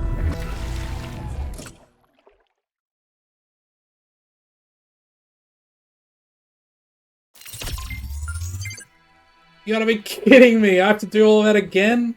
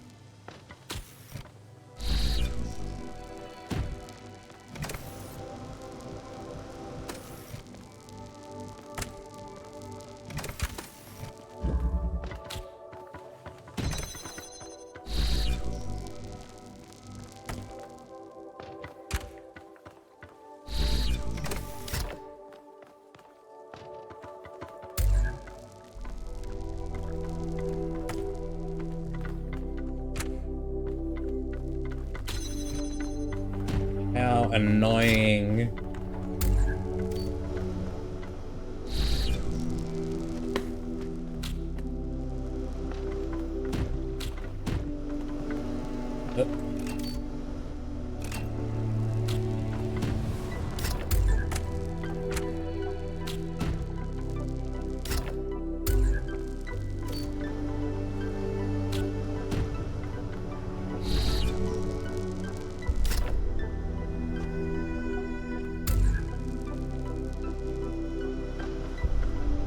The edge is right there.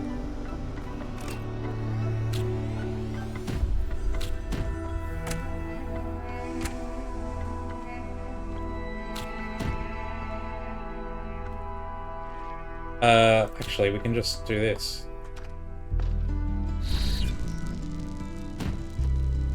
There we go.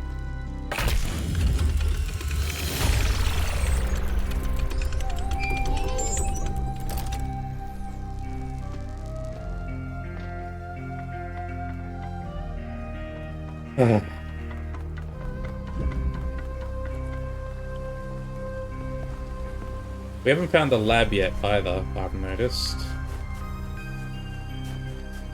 Oh, it's marked on our map, right? So we'll find it easy. And it looks like we're gonna have to go all the way back around to connect. We haven't found the second spark either.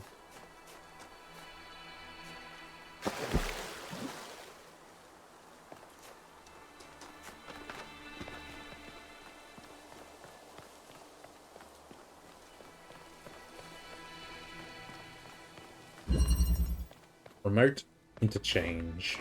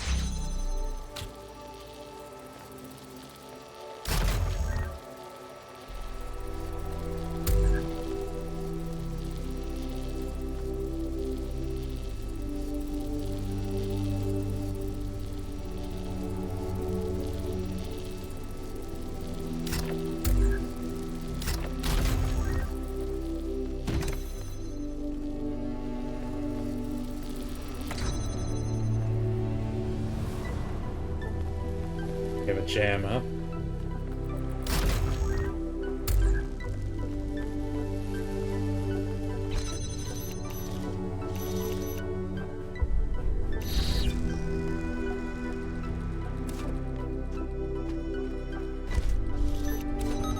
And we can jam from here, and that just solves the puzzle.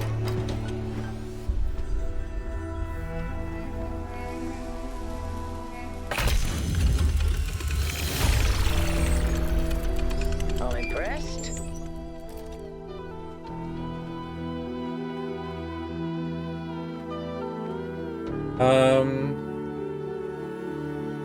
Doesn't look like we can make the connection from here.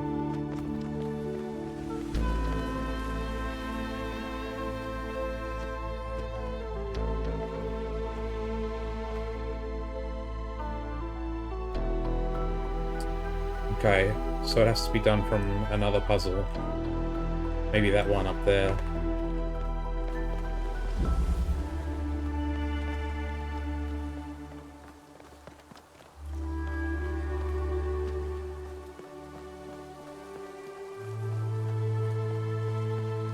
I haven't found any clue as to what the Sphinx Tower puzzle is either. It seems like there's a lot I'm missing still.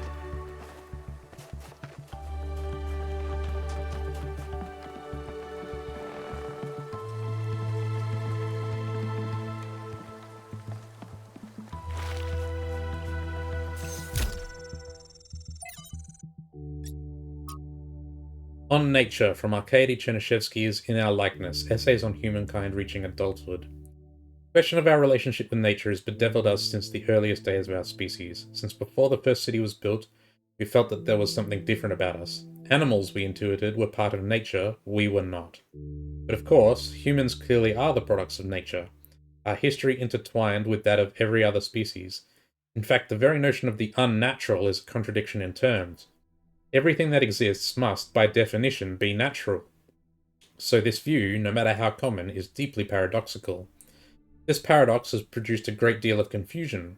Some proclaim us chosen by a divine power, set above all other creatures, and are justly accused of arrogance. Others proclaim us sinners, worse than other creatures, and are rightly accused of misanthropy. Others yet try to oppose this binary by saying that we are merely animals after all, but that too is manifestly wrong, in that no other animal is capable of having this conversation. It is in the contentious issue of our impact on the ecosphere that an answer may be found. Other animals have accidentally terraformed the planet before, driving other species to extinction. This is not unnatural. If we continued our current path, even to the point of changing the climate enough to cause the collapse of civilization, that would be entirely in keeping with how animals behave. But there is one profound way in which we are not like animals. We can learn to understand ourselves and the world. It is this knowledge that makes us fundamentally different. We have choices, we have control. There are many today who are afraid of the consequences of control, and would prefer a return to a state of animal ignorance, whether by blinding ourselves to the impact of our actions, or by demanding we humble ourselves before nature.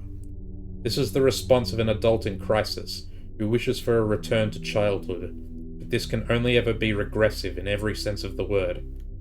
To resolve the paradox of nature, we must act as adults, accept our power, and act consciously and deliberately in shaping the world.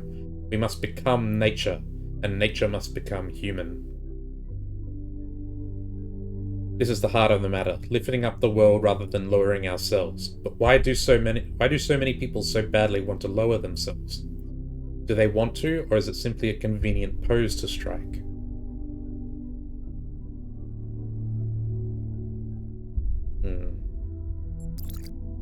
Upgrade. From Miranda to Athena, blah blah blah blah blah. We've upgraded the lab with my new designs. Synthesizing some of the pieces took longer than expected. We still have some bugs to iron out when it comes to complex structures, but it worked. Now the labs are safer and prettier, although Father says they look too much like spaceships. I don't see it. Do you? Miranda. So that must be why there is a divide between, like, older human-style architecture and the more futuristic style in the labs. Like, you go through a door and it suddenly becomes like the inside of a spaceship.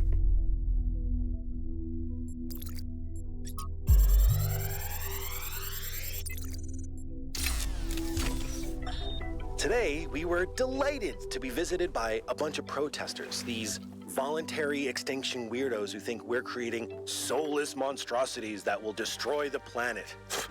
They broke into the facility and started yelling at everyone. Fun, fun, fun, right? Then one of them lunged at Alex. Big mistake. Chernyshevsky grabbed the guy and literally threw him across the room. I mean, almost threw him all the way off the dam. After that, the rest of them had a change of heart. Now, I'm telling you this because mostly it is not like that. But these people do exist. And somewhere in their shriveled little souls, they think that they're doing the right thing. They think they're being righteous. Now, to me, what Alex is trying to do is an obvious good. But that's not the same for everyone.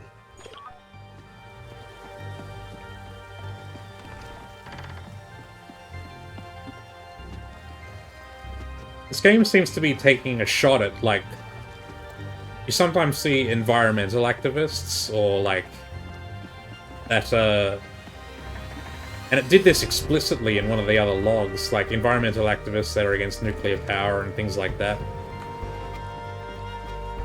And other forms of progress. Ooh, there's the Golden Gates. Yeah.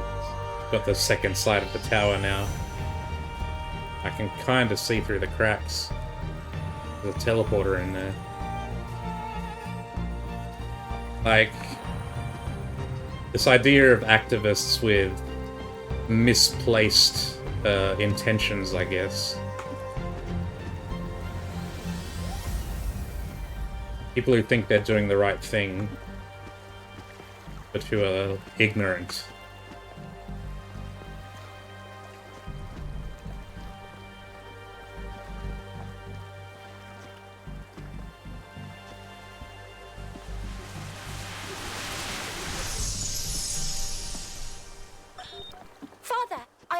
The Noema algorithm. It's working twice as fast now, and I think I can increase matter output by 25% if I tweak the modulator a little. I'm so excited! Nice to meet you. So excited. I'm Cornelius. What? Oh, Dad! This is science! You have no idea how long I've been waiting for the right moment.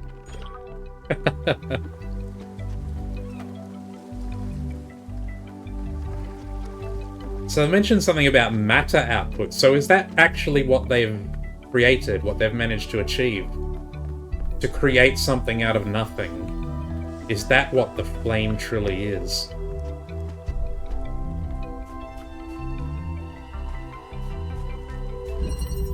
Switcheroo.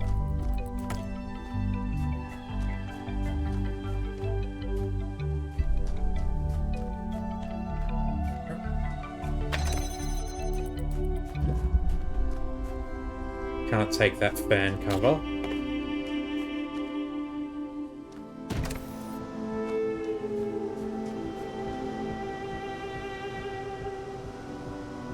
Can't get high enough to do anything.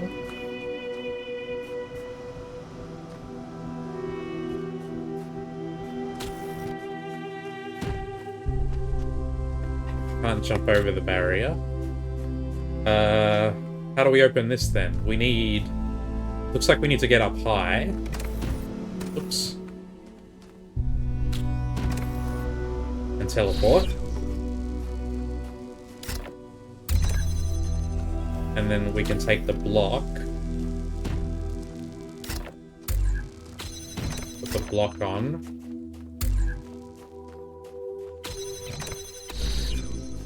And sneak it out like that. And we're gonna need the connector as well. So we can put that there. Now we can get the connector in here.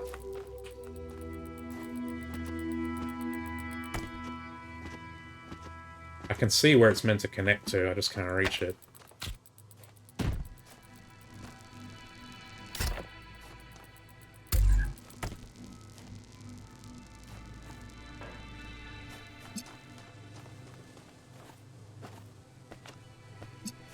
Maybe I can do it from here.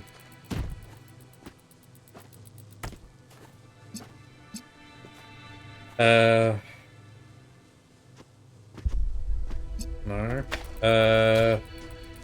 Maybe we put the teleporter on the block?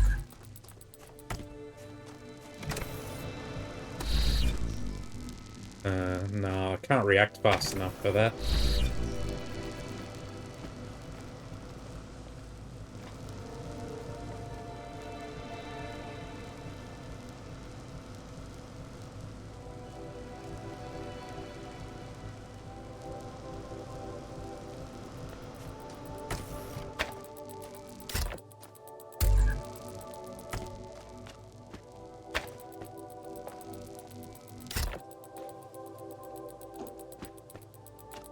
Can't be on the block with the connector.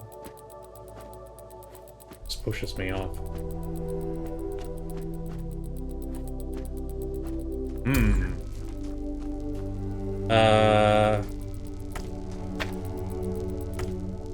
I guess we put the teleporter up there.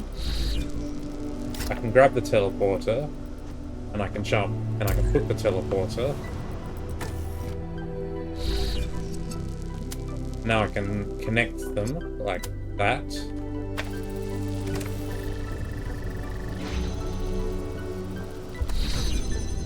But that breaks the connection there. Row? What are you crying about?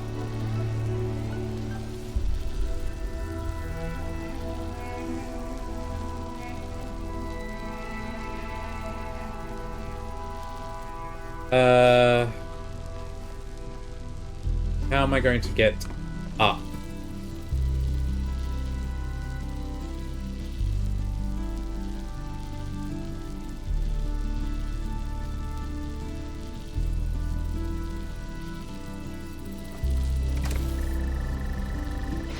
That opens the gate.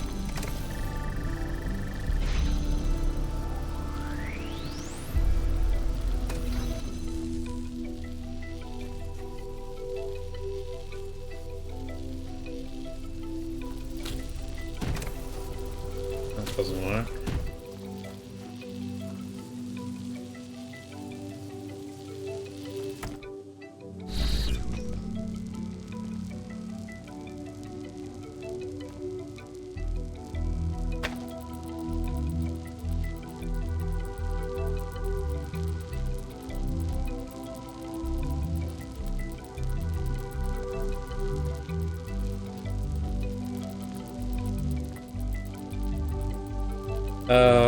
This is going to be some really simple thing that I'm just not seeing, isn't it?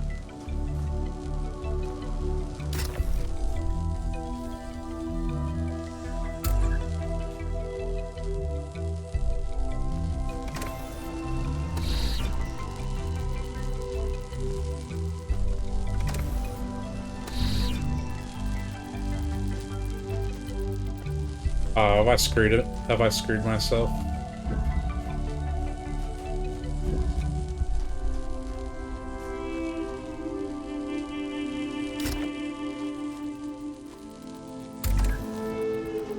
No, I can still grab the connector.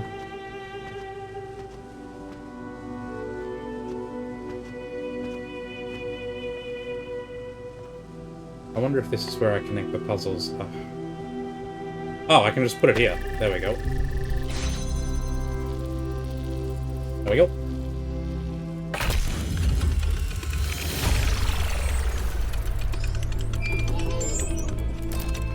No, I can't make out the Pandora statue from here.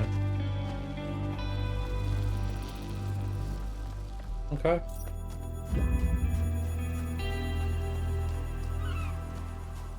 There's the lab. Looks like this whole area is deliberately designed for you to find that last. Ooh, there's something around here.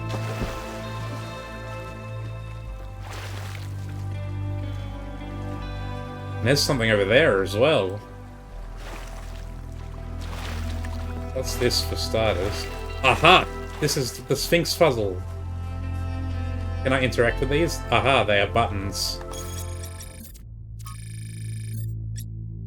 Okay,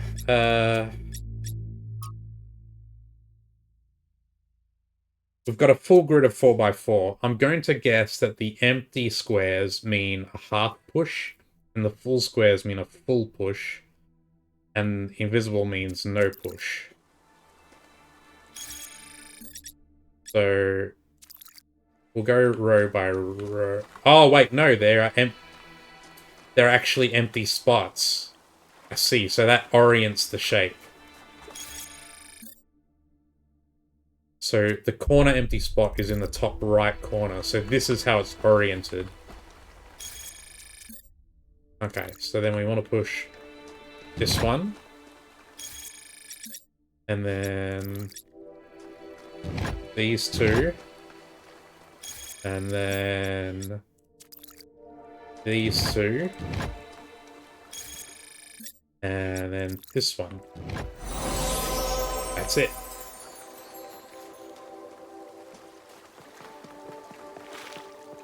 Now, what is that over there? What is that? Looks like I can't get to it from this way, but maybe... No, that looks way too deep to cross.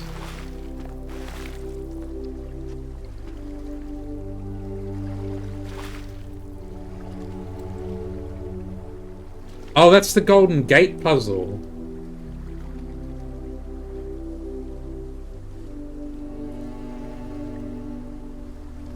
I see. I'm able to just look at it. Interesting. Can I... That's a teleporter. I can't teleport to it. The game must have a check for if you're in the puzzle, or maybe you can't teleport to it if it's too far away.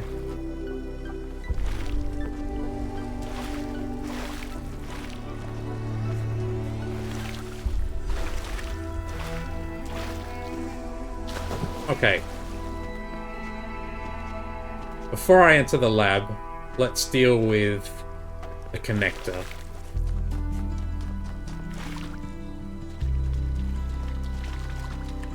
There are no more question marks on the compass, I believe. Yep.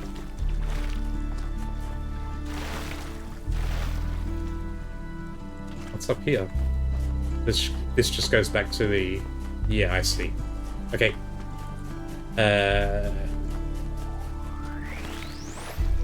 Okie dokie.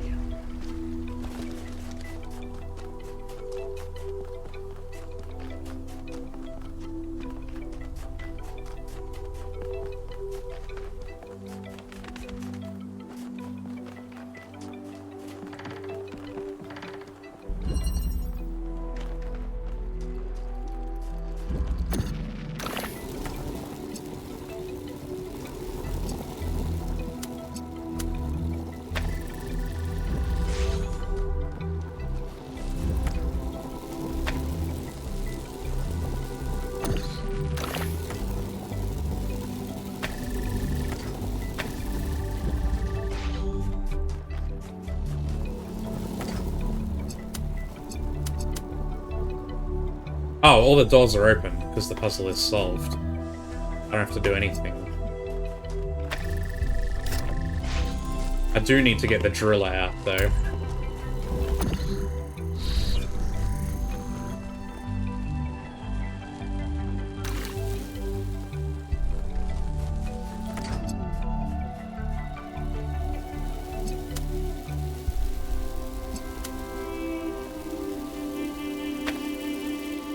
Okay. Now I gotta be careful not to die and reset the puzzle again. So, wherever this connects to needs a clear view of both this and there, like underneath that thing, underneath the statue there.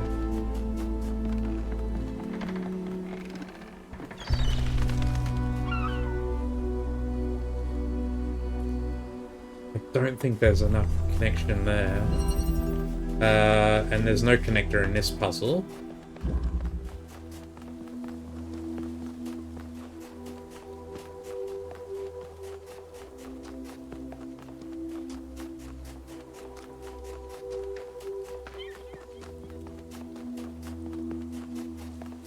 Maybe in this one? It's got a low angle. There is a connector in here.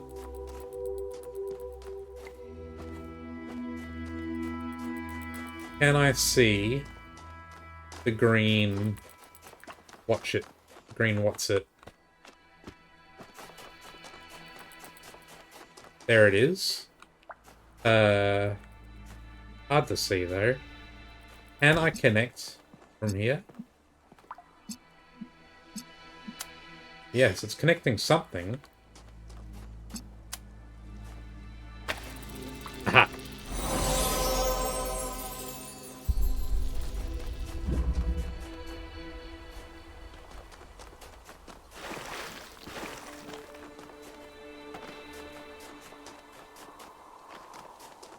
Alright, let's go pick up the stars.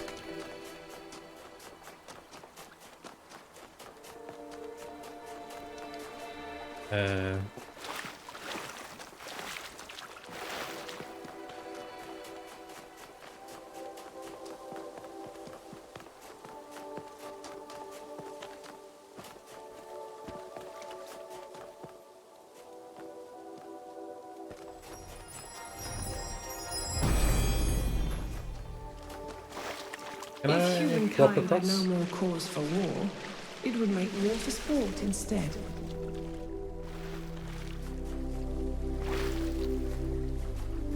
And there's the Sphinx one.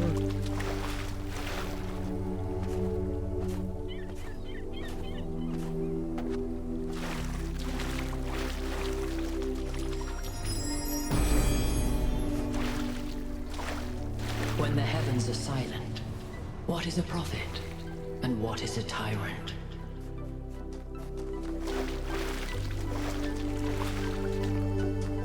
Alright. There's the lab.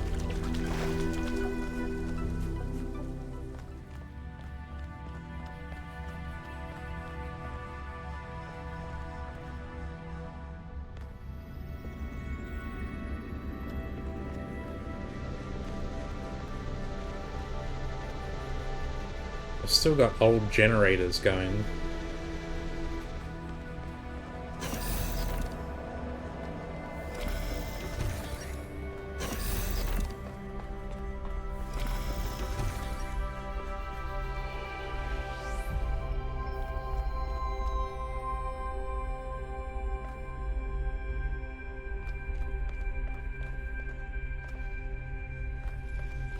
More dead trees and dead enclosures.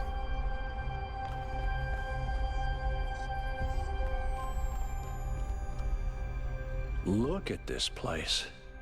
It's beautiful, isn't it? Mesmerizing. That's how it lures you in, I think. You see all these beautiful things and your imagination starts working overtime. And the puzzles, the towers, the mysterious apparitions, it all draws you further in, deeper into the trap. What if that's the whole point of this place?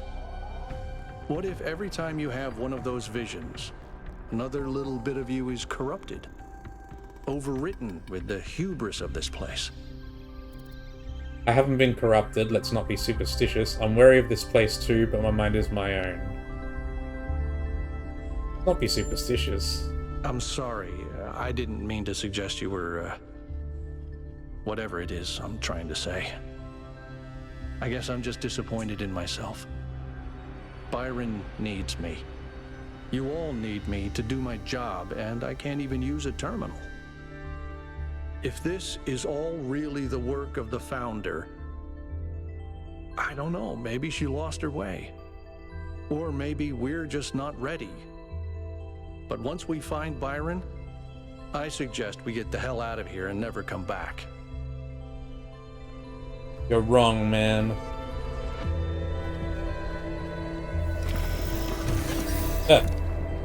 Almost voice script me. Now what are they doing? More anti-grav stuff.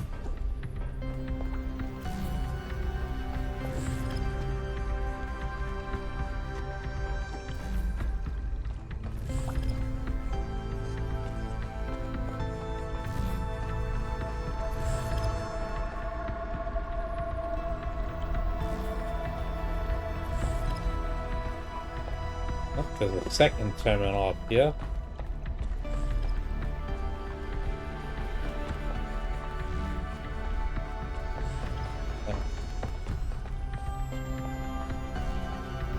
Let's use this one first. From Thekla. From Thekla to Athena, beloved founder. Years have passed and still there is nothing but silence. Have we sinned? Have you abandoned us for our arrogance, our greed? Some of the others continue to build. I told them not to, but they don't listen to me. Byron is the worst of them.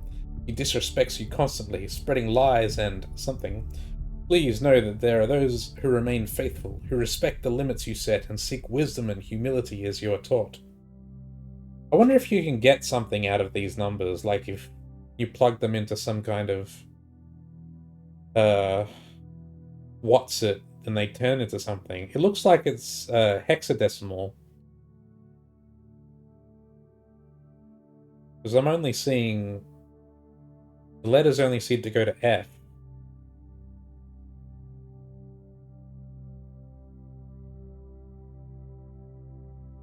I think these probably do translate, but I have no quick way of doing it. You can't copy and paste. So I would have to put it into a... I'd have to type it in manually, which I'm not going to do. We may win the next election, perhaps then you will return. Praise your name, Thekla. I'm sure someone has done it and put a guide on it on the internet. Maybe I can look at that sometime. From Trebuchet. Trebuchet to Athena. Founder, although I was born in the early days of New Jerusalem, I never knew you well. This is not your fault. I became so focused on improving the dam that I didn't develop much in the way of social relationships, except perhaps with Melville. That doesn't mean I wasn't unhappy. I was in fact extremely content. I like to solve complex problems in peace and quiet. That's who I am. But now the pleasure I used to get out of my work has faded. I may not need a lot of company, but I want my work to be meaningful, to contribute. It does not feel like that anymore. When I suggest new projects, the mayor acts like I've committed a crime, like I should be ashamed. I do not like this. I do not care about social issues or debates. I do not want to get involved. I just want to be able to keep working on making things better. Please fix this situation. Thank you, Trebuchet. Trebuchet.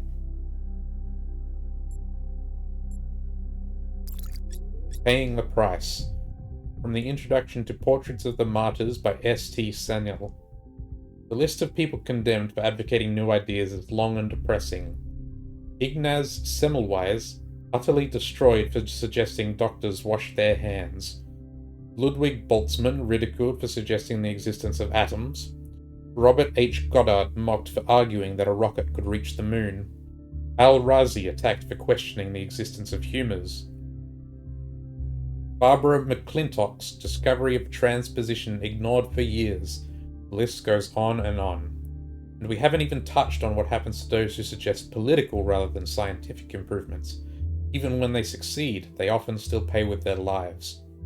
These days, the idea of progress is frequently derided as yet another narrative, identified with the establishment by critics who curiously portray themselves as rebels.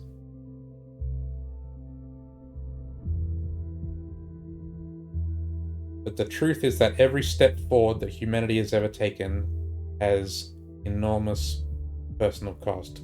Come at enormous personal cost.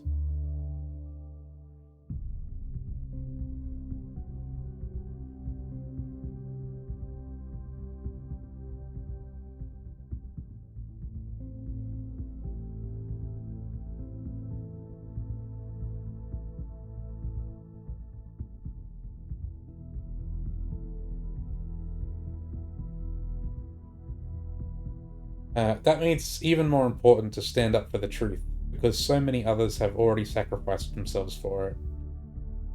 It does, but what is the right way of doing it? Many died for the truth without accomplishing anything. Maybe we just have to do what's right and trust the universe.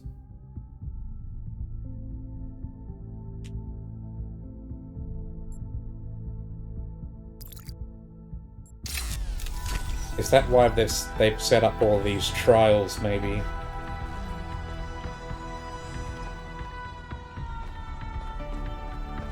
to test if we're ready for the truth, I guess.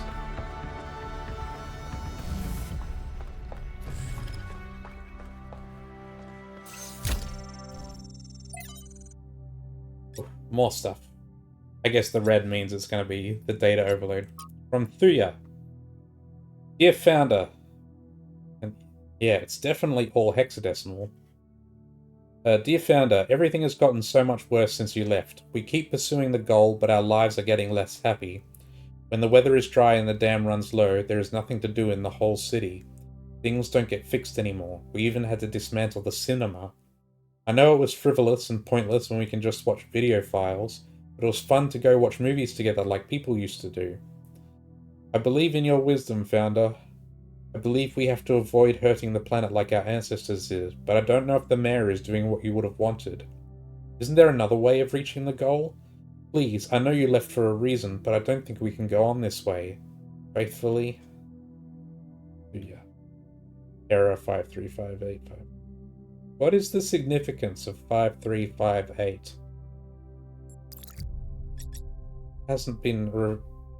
Haven't shed any light on that yet. Talos Principle 2b. On the Universe. A fragment from Stratton's On the Universe. Amintus, you have made quite the catalogue of horrors, Stratton.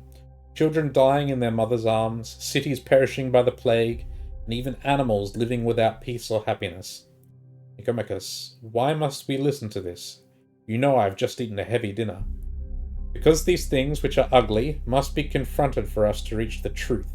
You spoke of justice earlier, Amintus, but are these things just? They are not. Then you must admit the universe itself is not just. If the gods exist, I've got a footnote, then they do not bend the world to their will. Rather, the universe proceeds as a machine following its rules. Justice and virtue are human inventions. Are you saying justice and virtue are therefore illusory and should be abandoned? The opposite, my friend. It is mankind alone that can impose these values upon this machine. Footnotes. It remains unclear whether Stratton believed in the gods or used them solely as metaphors. His work on the deities is no longer extant.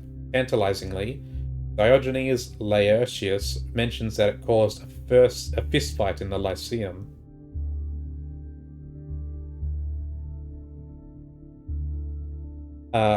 Athena says, I thought what made us human was that we searched for meaning. But perhaps a better way of thinking about it is that we create meaning. Moment Project 8. Trials 3526 to 3701. Something, there is a pattern underneath. Why they gotta hide the text like this, man? I'm gonna have to... There's definitely someone who's gone and translated all this. Trials 3702 to 4610. New primary site. Trials 4611 to 4699. Lake water for cooling.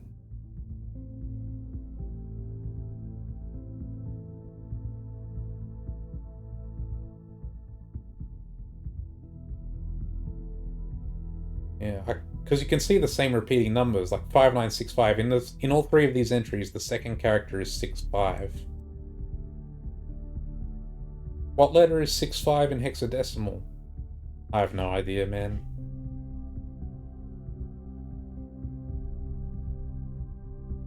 Like, you see a lot of 2s, but not a lot of 1s.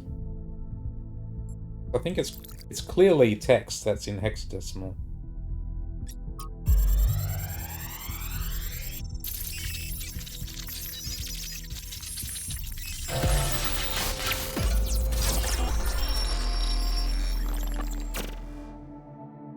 Our ancestors kept telling themselves that the brevity of their lives didn't matter. But they had so little time to ever really think about anything. I've spent several human lifetimes studying this mystery, and only now am I beginning to see. The simulation was built on top of material reality, unable to escape its constraints. In the same way, physics as we understand it, even quantum physics, is built on top of a deeper reality. A set of rules that define existence itself. There is a universal language of creation, and I think we can learn it.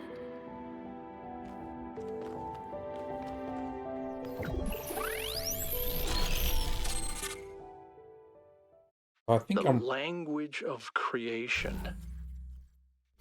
What were they doing here? And how far did they get? I can't answer that, but I think I've fixed the Tetromino bridge, machine, ring thing. I say I think because it's not in the schematics. And what I'm doing is hack work at best. Try it and see if it works. Yeah, I think I'm right in that.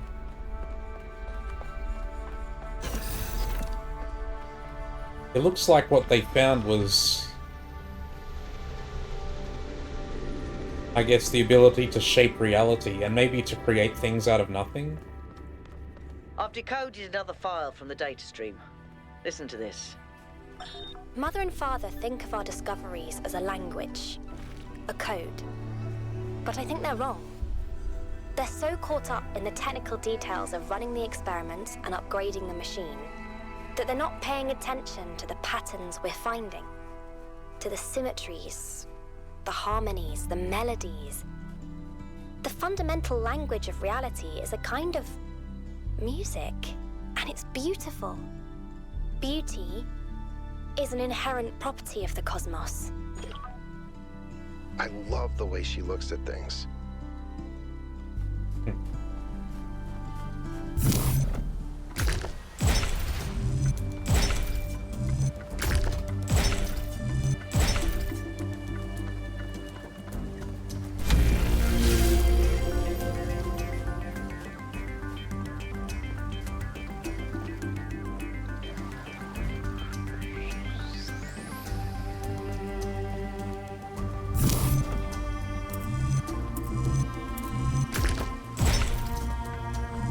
Careful.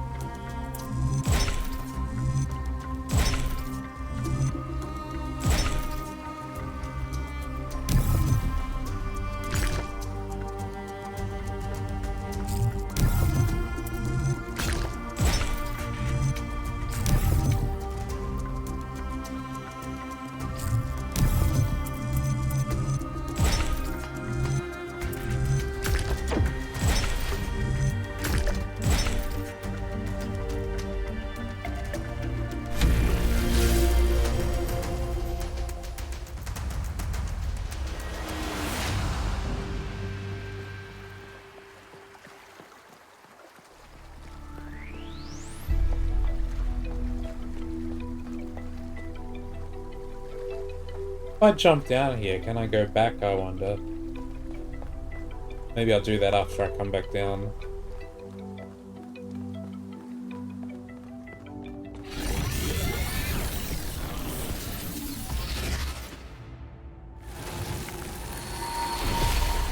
You again.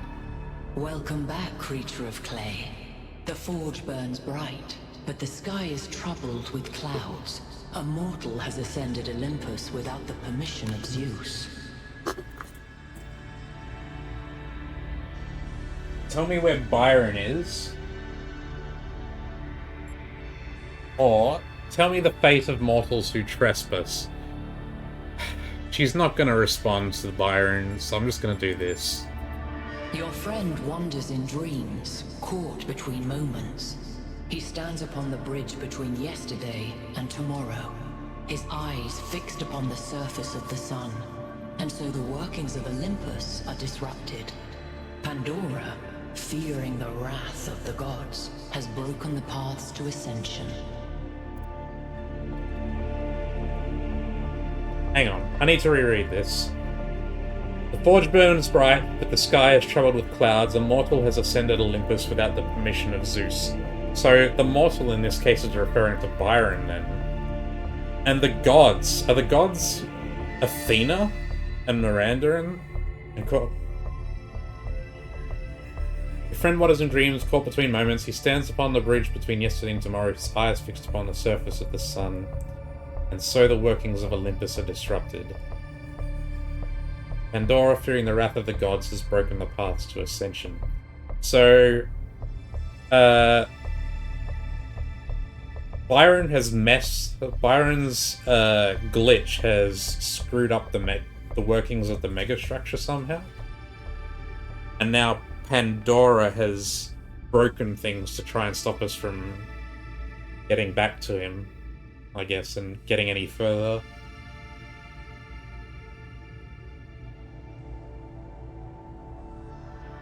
These entities, they keep referring to us as creatures of clay. So what are they? I guess they're made out of these magic particles that Athena created.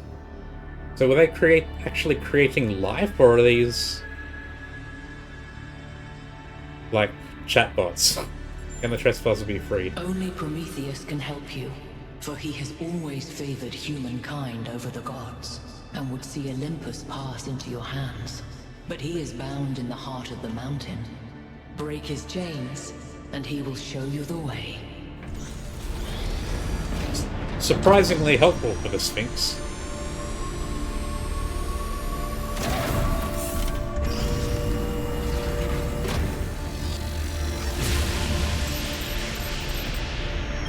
I think it's safe to assume that Olympus is the entity's term for the Megastructure. It looks like our best chance of rescuing Byron is finding Prometheus and freeing him. How do you free a weird, glowing ghost thing? I suspect these entities exist within the Megastructure systems, and what we're seeing is just how they manifest to communicate with us. I don't really care what they are. For now, let's play along. I was wondering if jumping through the laser would do anything.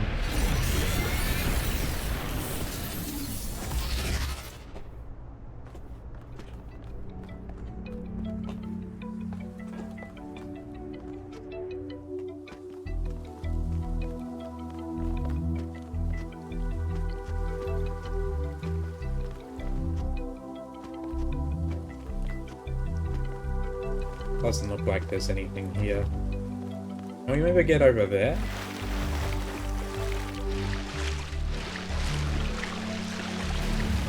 No, it doesn't look like we can make it. What about this one?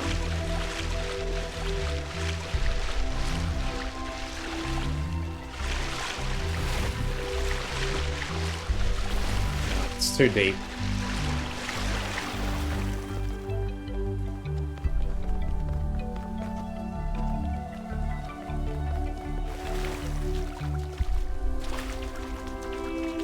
Alright, area cleared.